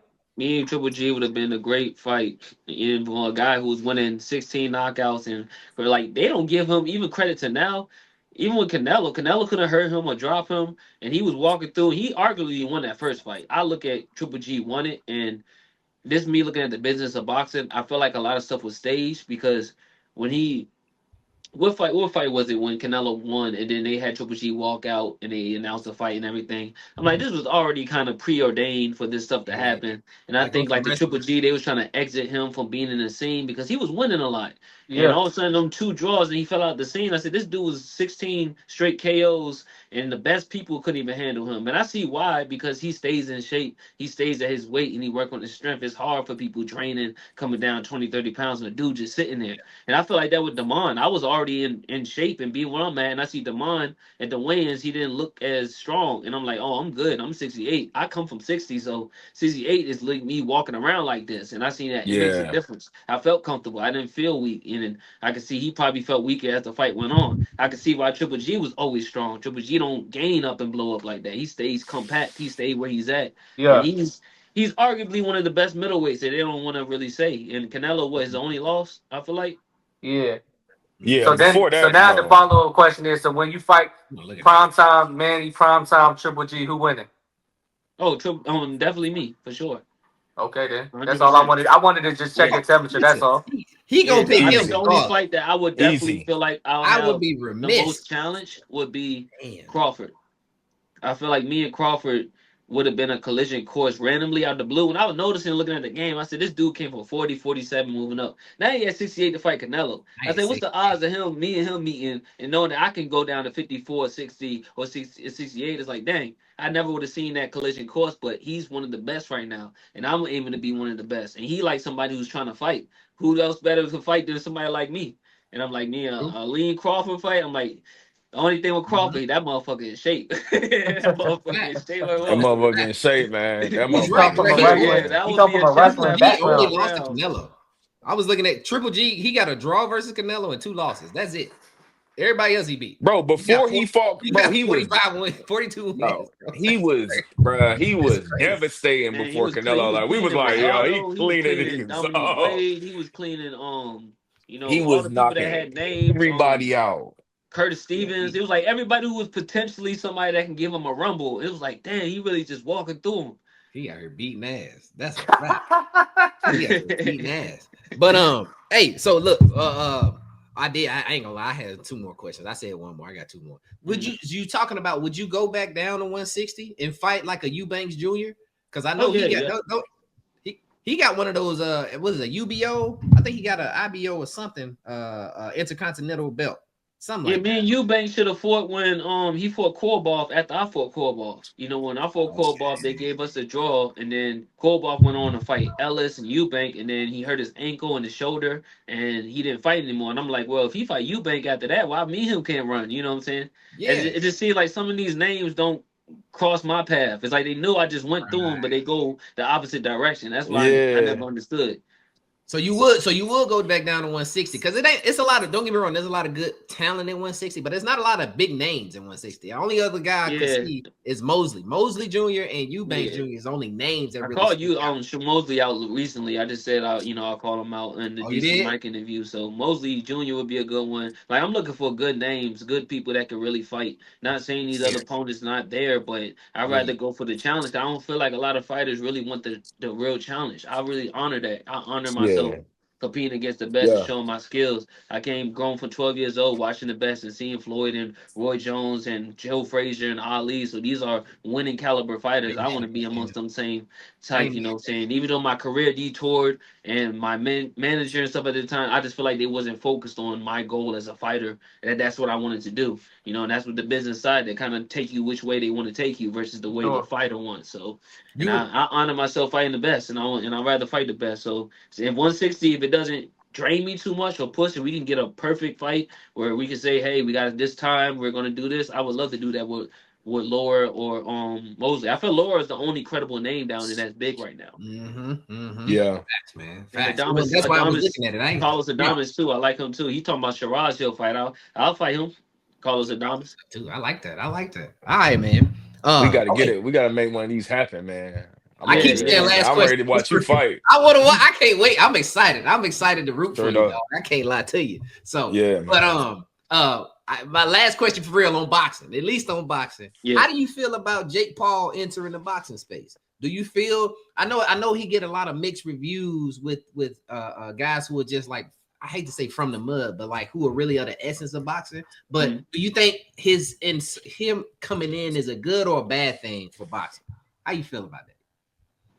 It's definitely mixed views. I feel like, from my perspective, seeing it, I feel like he helped boxing coming in on the fact that he brought more eyes to whatever following he had from his YouTube and people. He brought them into the sport, so now they can see the messed up stuff. They can see the good stuff. A lot of people get away with bad stuff in this sport. He came in and cleaned up a little bit. If they look at it, besides the fight matchup, let's just talk to him as a promoter and his image. He came in, he paying fighters, he put them on the platform, he's giving them good paydays on the big stage and letting them be seen and signing guys. So he's doing his part on making them feel fulfilled as a fighter. Like, there's nobody, I don't feel like as a fighter, don't say he's bad on his promotions or being whatever, so he's good. Business end, he came in clean on the business end. Now the respect and the view of him as a fighter has changed because they're looking at this YouTube guy, he's coming in doing this. But if they look at the fighters he's choosing, me being a fighter, he's only choosing other YouTube fighters. He's choosing UFC guys. He's trying to make a statement with UFC guys. They can't beat him, and he's glossing it up with boxing. So I get what he's trying to do, and he's kind of selling that, but I don't get offended by it, even though he's making good paydays of it, because I'm like, I look at it like, well, at least he's getting the attention of people, because I feel like boxing don't get too much attention from the outside eyes to see what's going on in the sport. And because he's bringing his avenue of people, it brings more into what's going on. And then look at other fights and then why this person got robbed, why this person not that. Because a lot of stuff that go on. So I just look at Jake Paul is bringing more attention to the sport. He putting more eyes on it, and let him win on what he's doing. If that's, I'm not jealous, I'm not whatever. It's like, okay, he's succeeding at. If somebody else would have made that idea, maybe they would have been succeeding. I can't get mad at him being the idea. I'm gonna go into boxing and make money off it. Y'all let him. Y'all allowed him to do that's it. True. So you know what I'm saying? You said you wouldn't be offended. What if he get that Canelo fight? Would you be offended then? If Jake Paul get Canelo, I'll be Jake Paul needs to stay away from him. his business or how he marketed himself and had that marketability, I can't be mad. His name is more marketable, and I have to look deeper on why. You know what I'm saying? Right. And versus me feeling in the moment, I'm like, damn, yeah. But when I look at why, well, he got more followers. They don't know me as much as he know him. So if 1,000 people know him more and only 10 people know me, that's the only reason why. And that's just the sad part of the business, where a lot of fighters not understanding, hey, this person just might knows you more. This person might, your name just doesn't mix. And that's what Floyd kind of did. Floyd kind of took the names that was known more to make more money and make this and that. But it's like the sport is just getting more orchestrated. Like I said, like basketball. Basketball is more orchestrated. Boxing is not as orchestrated as basketball. So you kind of don't know what the next move and the next whatever, how you get there. Basketball, you know, you get into a top college or whatever, you know you're gonna be projected to be in a certain thing, and you get into a D1 school and this and that. Oh, I got to get here. You know exactly. In boxing, you just hoping something works somewhere. Yeah, you hoping all the pieces fall. That's a fact. Now, Teddy, before you, do y'all got anything else real quick? Because I don't want to keep holding my man. I know you know. Yeah, Jake Paul need to stay away from Canelo. That's all I was gonna say about that. What happened if he beat Canelo? Shoot, what happened when he beat him? He can't. What's gonna happen? He lost to Tommy Fury. I personally feel like Jake Paul's a mole. I think he got set up in the sport, man. I feel like he's a mole. I look at his corner and I see who's in his corner? It's Jalen Love. I said, Jalen Love, you traded this man, knowing that you was with Floyd and the money team. I said, oh, they set him up. The money team. He on a different one now. Money. He know where the money at. The sport, like, just picked it up. I'm looking at the people around him. I said, man, this man has been training the whole time. Get out of here. Facts. Yeah. What you was about to say, Ted? What you about to say something, Ted? No, I was just a temperature check. You know, like I said, because we probably gonna transition into the sports talk, but I just wanted to be, respectful to you. How much time frame do you got? You know, you got time for a couple more questions for it? Yeah, I do. Okay. So hold on, wait, Ted. Let me ask him this: how do you become a Phoenix Suns fan? Where did that come from? What happened? You like fighting for real? Because that's all y'all been doing is fighting. Because I don't know how you end up there. I'm fighting for their life. Phoenix Suns, shoot. Since I saw Steve Nash, man, Steve Nash was my guy. You know, Phoenix Suns really, when he left from Mavericks over to Phoenix, and they just became my team, man. I just love the way they was running. They was like how the Warriors was back then in a mid-range 2-point era. So the 2 and 3, the threes were scarce, but the Phoenix Suns was the running gun, popping, Steve Nash passing. I'm a point guard, so I'm looking at one of the best point guards playing. So I'm like, yo, Steve Nash was nice back then. You know, being able to kick it off the elbow and pass and everything. Facts. They was 20 assists. They were scoring that bill. The double king. Before you get triple doubles, it was just double doubles. That was the best thing at the time.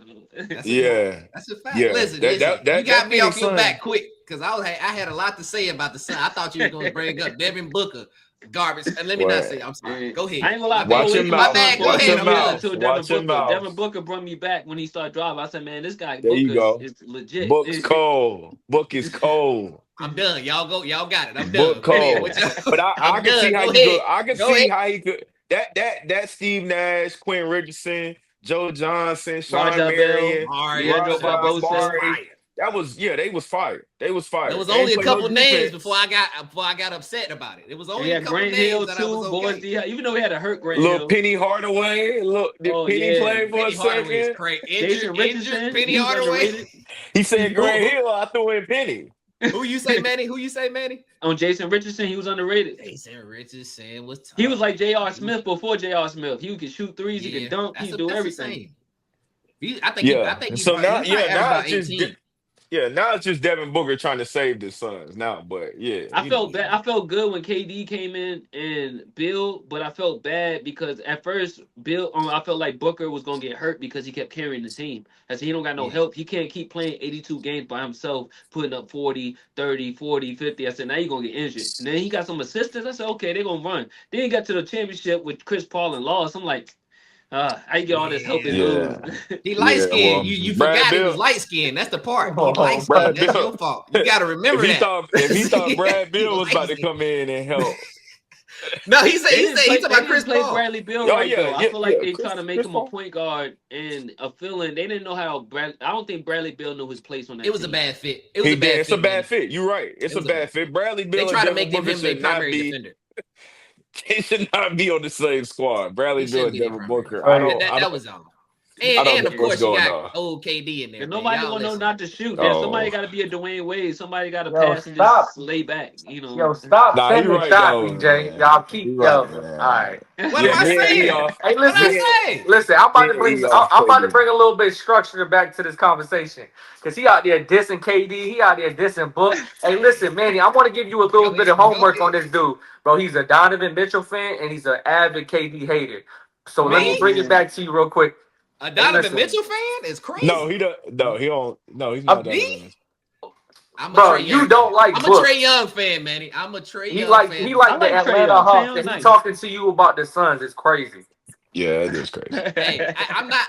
I didn't say he couldn't talk shit back. I'm just telling you how I feel. You But feel Yo, me? Trey Yeah. Young is You know nice. what a you I face can't. remember off watching is? Trey That's a Young in face college, off. and they was booing him at his college days when they was calling him overrated. So when I Yeah. saw them days to Crazy. see him now, I said, man, Trey Young to me is going to exceed Curry if he keeps shooting the way he's shooting because he came out the gate shooting that way. Look Curry at didn't Dirt come Hey, out Face. the Look at gate Dirt shooting. Face. Look, now, He now he tell him came about out. himself, Ted. Don't be trying to put the Curry belt came out down, shooting Manny. with Put the Monte belt Ellis. down, Manny, Manny. Manny, He Manny, was they don't see shooting the do with belt. this, Put Monte the Manny. Ellis belt coming down. in. I was Tell, watching the Warriors. I Manny, was like, yo, Manny. Monte and Curry. I said Curry was okay. He was a little point guard, but then once they got Clay and Draymond, and that spread the yeah, whole floor. Now he's able to take his green light. He started shooting Yeah, crazy. Manny. I'm saying, Can you do me Manny. a favor? Put the belt down, Manny. Put the Hold belt down while we on, talk about hoops. hold Teddy, on, tell him Manny. about himself. Now, no. Tell him about himself. When he talk about Steph Curry and Trey Young. Go ahead. I Since it's want me. to Go know ahead. what Talk. he Oh, meant by. what's up with that? Go ahead. Go What ahead. did Talk. you? they Can they I not go they first? not in the same stratosphere, man. Like, listen, Can I Go go ahead. first? listen. I rock with you. The boxing, everything has been a hell of a Don't be time. But scared. No, don't be this is fluffing it up. listen. Tell him. No, but this is where I put my foot down, man. You wildin'. They not even in the Oh my same gosh. like you know. Hold on. What you meant by Trey Young was going to pass him? Pass You him. gonna pass Look, him. You look, heard what he look at said? how when he first got drafted, he's shooting 30-foot threes off of being drafted. There's Yeah, nobody in the NBA that was coming out shooting half court and 30-foot threes coming into the league. He came out in college doing that. So if he's already taking the Curry's method coming in drafted, I look at him by the time he's yo, finished his EJ is career, about to have a heart 15 attack years, over because here. a lot of players don't come out shooting deep threes. Clock They in. come in shooting a few threes. If And you, you miss, you getting benched. If you don't play good, you getting benched. This dude coming out, he could be 1 for 9 and you do still that come a out and lot. be 7 for 8 the next game. And I'm like, yo, this is the first few seasons. If he keep doing this, by the time he get hot and he not Manny, in his prime yet, Tell him. You heard man, what Man, he he putting these Manny, said. numbers up. It's Manny, like Trey James Harden. Young Y'all Manny. know is James gonna be Harden's a better than top Steph five three Curry. pointer, right? yeah, Huh? You know yeah. James He's Harden's number. top 5 3, but they don't really call James Harden as a shooting three. They know he's a player, No, but no, they no. don't give him the 3 point. Like, he really a top Facts. 5 3. You can't leave him open, but he gonna be the same He way is. Trey gonna be. He gonna be a top 7 out of Yeah, nowhere. they Be like, both oh, shoot Trey about Young top 7. 32%. Hey, What's Manny. his percentage? They both You Oh, shoot talking about about 32% from three. you lost me, Manny. You lost me when you threw hard in there. You lost me. How I'll is be he Manny, not there. but You top this lost is me five three? what hard. this Give is it where up. it He get a top crazy 5 all though. time three You pointer. you He you is. just gave Trey Young all this praise. I just want to let you know this that this is gonna be the thumbnail. This is gonna be the leading Yeah, and clip. he gonna be right, and I'm gonna be right there like this, Manny. Yeah, Yes, look, he got we're it. gonna play Trey this Young back is one day. him. When he become a top 5 3 pointer, I'm gonna say, look, bro, I told you, Trey. But listen though, Manny, Talk to me. I respect the opinion and things of that nature, but it gotta stop with Steph, man. It gotta stop, bro. It gotta stop. Like, I love that you dying on your hill right now, but you gotta realize He it's two telling the different. truth. He telling the truth, When Ted. did It's Steph okay. start shooting threes? I'm gonna tell you when Steph started shooting threes when Clay and Draymond came in because they spread the floor. They Okay. spread the floor for him to I shoot like that. that. But when the No, I floor like got that. when he don't got that But help no more, he's not shooting them threes like He that look anymore. regular, don't And he? it but He hurt look him. but regular. Manny, Regular. he just had no hold on. Manny, listen. Regular. Yeah. Trey Young does shoot 30-foot threes. He do. They don't And he's go in successful much. too. No, they're not. No, no. He's He successful. no, he, Let me Google it. I got well, you. I got you, Manny. I'm gonna Google it it. depends on what you mean by successful. He's successful and he got a What max person you contract. have in the NBA that's early in their career shooting deep threes and making it and I got still a name like, for you. You wanna hear the name? yeah. Go ahead. Dame Dollar. Okay. Dame Dollar early in his career wasn't shooting as far as Trey. You wildin'. He wasn't He shooting wasn't like He shooting. Trey was early letting in his that thing career. go, Manny. You Not was coming Manny out was the wildin'. letting gate. Coming it No, coming no, go, out no. of Not Weaver Danny. State drafted. Manny. University. Weaver Not State drafted. University. he was going Look, crazy off the. Listen to the stat, Manny. Listen, y'all listen to it. Here you go. From 35 to 39 feet, Trae Young shoots 55% from three. Damn, From that's what crazy. feet? From where? From 35 to 39. Now, from 30 to 34 is 29. But from 35 to 39 Is it more 55. points? Is it more points when you shoot from back there? No, don't change. That ain't what he said. That ain't what he said. Don't change. I'm just saying He he's said the effective. percentage For a of- person to Bro, come I out the did first not few years to be effective that far is very like as a Yeah, coach, you it'll don't be look for good in the nobody big shooting three. 40 yards, 40 feet, and still getting a game. You gonna get that man out of there if he I- misses. Yeah. man. I need some Yeah. structure because I did not Go ahead expect and give us this. some structure because you hating. Because you No, go but ahead. listen, I did not have this on my bingo card for this Yeah, to be man, a he turning Trae us Young up now. segment. I don't like this. Yeah, I I don't like turning like. us up I right love now. it. I love it. You got that. That was a great My answer, man. son- You You gotta my gotta like think, son that. Trey, love man. Trey. I look at him and shoot. I'm like, damn, he pulling them. Like that's hard to do at For that sure. far They and to did. make them like Now that.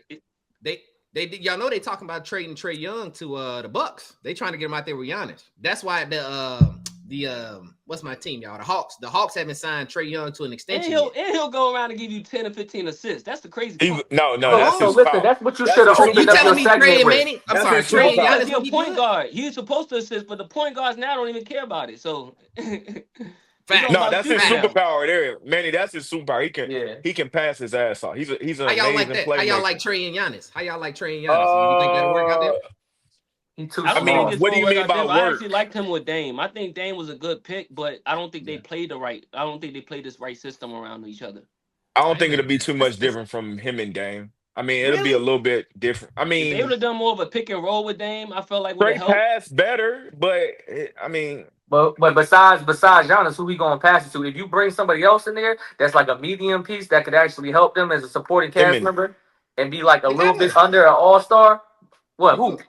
him and Kyle Dame Kuzma. him and Dame are both awful on defense, so I don't think it's gonna matter Cal much. I don't think they need to Kuzma. bring a point guard. They need to bring like a shooting guard, small forward in Kyle with Kuzma. Kyle Giannis. Kuzma is crazy. Stop the madness.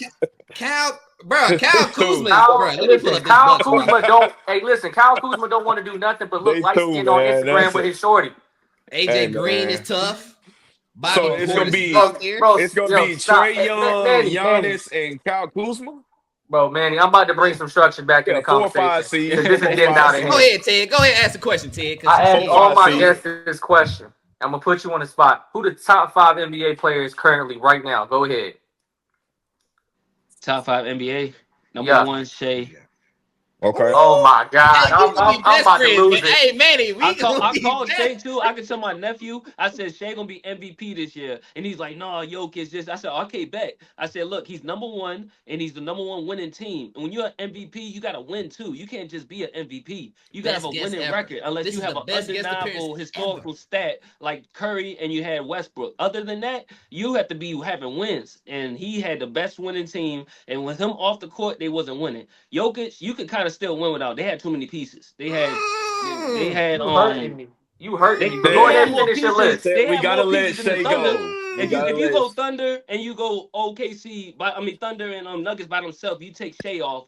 Who's winning by themselves? Nuggets will win without Jokic versus OKC. Like without Shea, they really ain't really the same team. They kind of mid.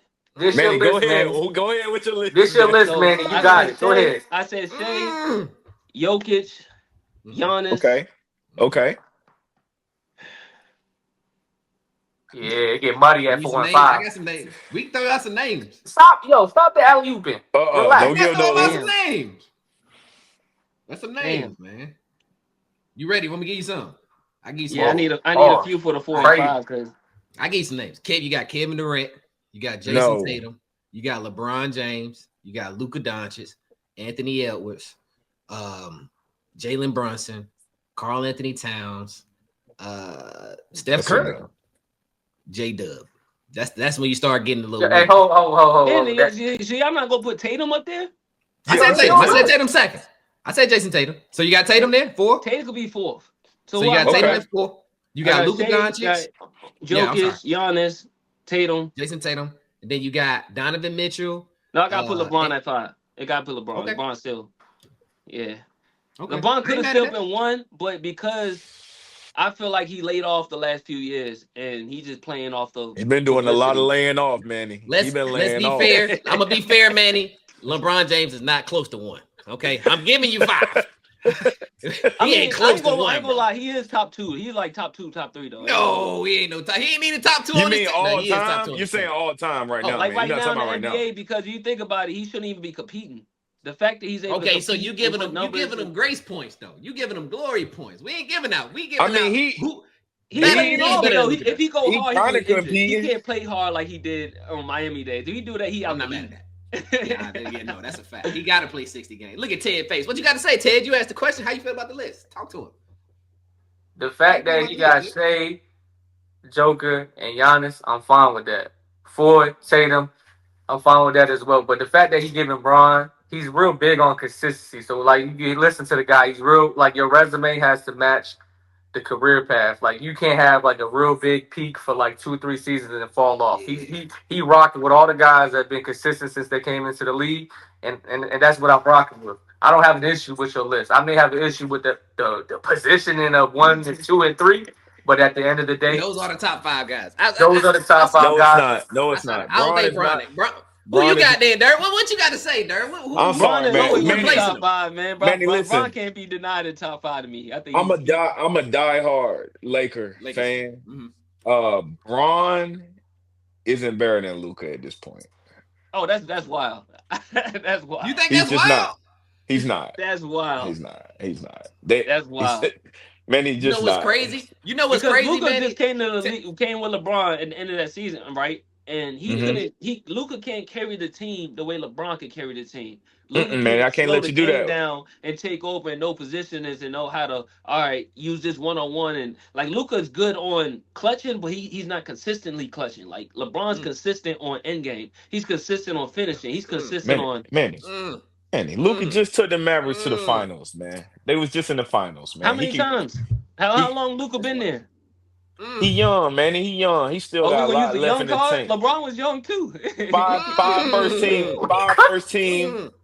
first team NBAs. We young. You know, we on the cover of Men's Health, man. We skinny.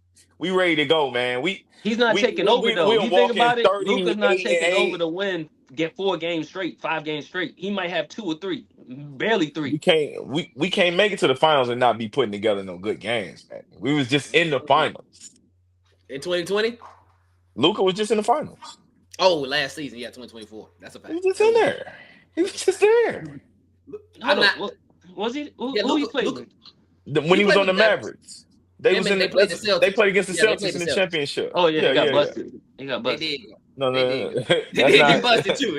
Okay. They did get busted. Yes. But he did take them to the because finals. Jason Tatum showed what a real champion supposed to be. Yeah. I'm rocking with Jason Tatum. I'm about to lose my mind on this pod. I don't like Luka versus Tatum. I give comments. Tatum giving him the championship edge. He just knows how to be a champion. Luka don't know how to be a champ. I'm about to lose my mind. Oh man, that's fire. All right, listen, man. You think sure, about it. You know, like, look when it comes to I'm fine with you. I'm fine with him picking Tatum over Luka if he won't. I'm saying that Luka is definitely better than Braun at this point. I'm not saying. No, I don't even think. He is. Yeah, I'm not mad. I don't mind Luka better than Kyrie. Oh yeah, for sure. Look at his face. Look at his face. Look at EJ's face. Oh no, look at EJ's face. Kyrie now. Luka not better than Kyrie? He's not better than Kyrie. Oh man, this not even. We're not even. You know, he took Kyrie to the finals. That's how he got there. Took him. Kyrie took them to the finals, right? Kyrie took LeBron to the finals, right? Dropped 40 with him to save him, right? You forgot. You take away Kyrie's 40. No, Braun took him. They picked Kyrie up, man. They be picking him up. Kyrie hit that 3-pointer to save the game? How much times Kyrie got to save the show? They forget that. How you get there, man? How you get to the point where you can hit a game-winning shot? He got to win LeBron.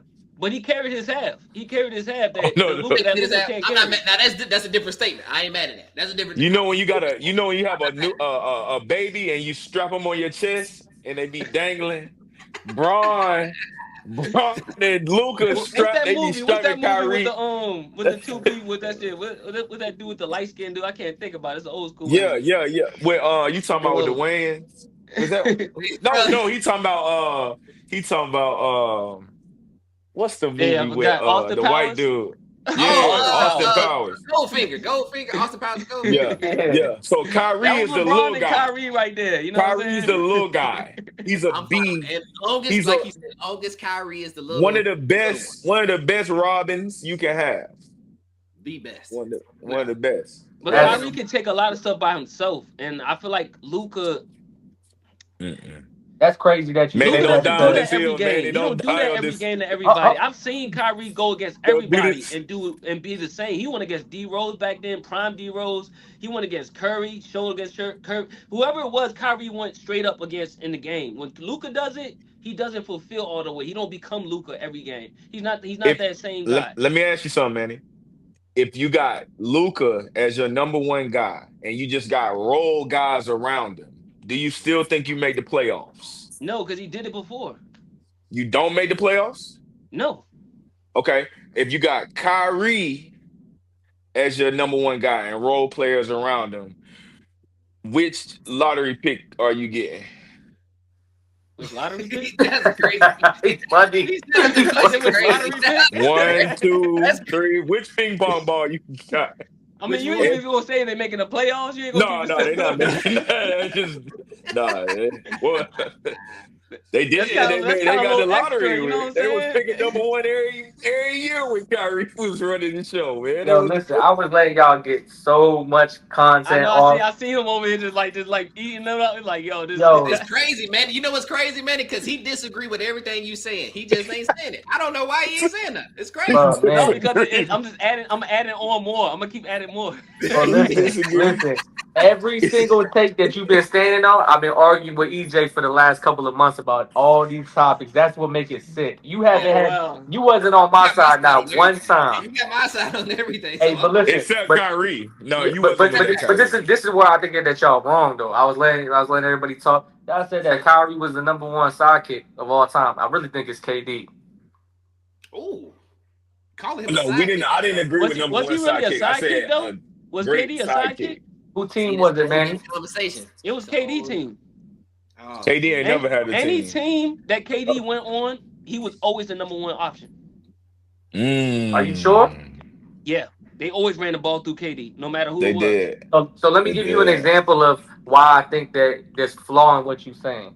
I won before you got there. I won when you got there, and I won after you left. And you have not won since you've been away from my squad, my team, my Golden State Warriors in the Oracle when the Oracle was jumping through the gym. And this shit was selling out too crazy, and they was going on retarded runs, breaking all these records. can I Steph tell won. you something? I said this to y'all. Oh, go ahead, finish. You won't. Steph Listen, won you ready for this? before, during, and after KD left, Manny. Who's the man? Who's Did the you watch unanimous when he was MVP? playing, and who was the ball options, and how did they play through KD that season for them to be So when I called 70 you, Manny, wins? when I called you, Did you Manny, watch the structure? Because that's when yeah, you know you're the option, is when you get the ball first. When you're the first option to get the ball first and get the score, and they couldn't beat that whole season with him on that team, he was the number one option. he cooking. So when I called you last, so let's say you KD, right, and I'm Steph. Hey, bro, I've been carrying all these particular playoff games. The season's feeling like they're a little bit longer than normal. And I just need you to come out here and do what you do best is get buckets. You ain't got to be a leader because you're not a leader. You don't have to be, you don't have to coach anybody in the locker room. You don't have to be nobody's mentor. Just go out there and get buckets. And you don't gotta bring no Said, brush. and you know what Katie said on the phone? Yes, sir. Yes, sir, Chef Curry. I'll come out there and get buckets. That's really Did they that's how the not need conversation him? went. Did Huh? they not need him that season? To do what? To do what? To go to the finals? No. Then why did they use him? They needed Use him to- if you gonna come. They we could've use If you you. need a caliber like that, that's up to LeBron. You act like he's not a number one option when you bring him in and just treat him like a number two, number three. People don't get treated in like a 2 or 3 when you're a number one guy. They treat him like a number one guy. So they came in expecting him to be number one so they could be that season that they had. When you was the number one guy, you lost to me. So I said, hey, look, I know that I punched you real hard. I'm Manny. I hit you with the left hook and that shit stung and you still dizzy. But I'm gonna say, hey, bro, you can come join us. Join this promotion team. And we'll get you that hardware that you looking for. Yeah. You choked the league, and now I'm gonna give you the opportunity to be on the winning team. That's all it is, Manny. That's all it is. And was it's all right wrong on KD choosing that because he's still gonna put his numbers up anyway. But listen, I never doubted the amount of ability that he can score. He's one of the best scorers of all time. But when I'm talking about the number one option, the leader, the mentor, the drive, it shows before, during, and after. Curry has actually put on rings. Since KD left, he has ruined every single team that he's been a part of, and he's gonna ruin the Houston Rockets. It's crazy that you hate on KD like this. It's crazy. He going crazy. I think they put too much pressure on him. I'm not gonna say me. he's gonna ruin them. I don't disagree with you. I feel like they put a lot of pressure on KD, and KD is not looking for the same thing that people put pressure on for him. Don't tell me he better than Steph Curry if he ain't looking to be for the championship. You can't be. It can't be both. Because this is where I got the temperature check. Man, who's better all time ranking, KD or Stephen Curry? And look me in my face when you tell me this, brother, because we face to face right now. What you ranking? What you ranking on? Everything, totality and career, everything. What you got? You got KD or accolades, skill, resume, chips, all of that, everything. Well, Curry winning his chips gives him the edge, though. He gives him the edge. He gets the edge. I'm not saying that he ain't there, though, because KD, number-wise, stats, he's right there. But because he got them rings, the rings make the difference. Separate. You know what? Ted threw me off, man. Ted threw me off today. Because Ted is a KD fan. It's crazy. But, you know what happened when KD thought it was his team? You know what happened? KD numbers is crazy, though. Like, he up there with I'll be right back. I think KD going to shatter LeBron's numbers. By the time you know what happened when KD thought it was his team? Draymond came over there and told him, "Hey, we don't need you, nigga. Get your ass and pass that motherfucker to Steph Curry." That's why his ass left. That's exactly what. Hey, man, we don't. What you get your ass over there? You feel me? So he might have thought it was his team, but hey, as far as Draymond did say that, man. Draymond disrespectful, man. They need to start treating KD like that, man. But listen. We not big KD fans on this pod, man. I like KD, man. I feel like KD. I don't. He an excellent player. I just feel like he's just not trying to. I don't know. He's not trying to be. He's a great basketball player. He just don't have a lot of that other stuff, man. It's like what other he don't have though. It's like he does have everything. He don't have like the intangible stuff. I don't think to be as talented as he is, he need to be more. He needs to be more assertive. I feel like like the alphaness, the alpha. Yeah, I think from watching KD, he plays more like a role player than a superstar.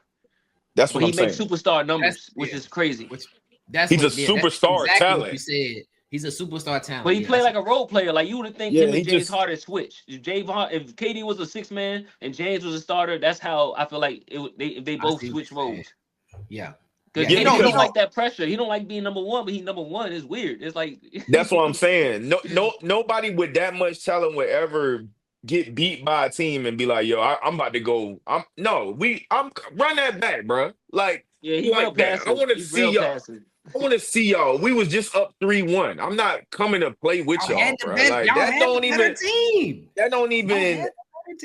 I can't even comprehend that if I'm that good at basketball. Like if I'm KD talent, I don't think nobody run it back, bro.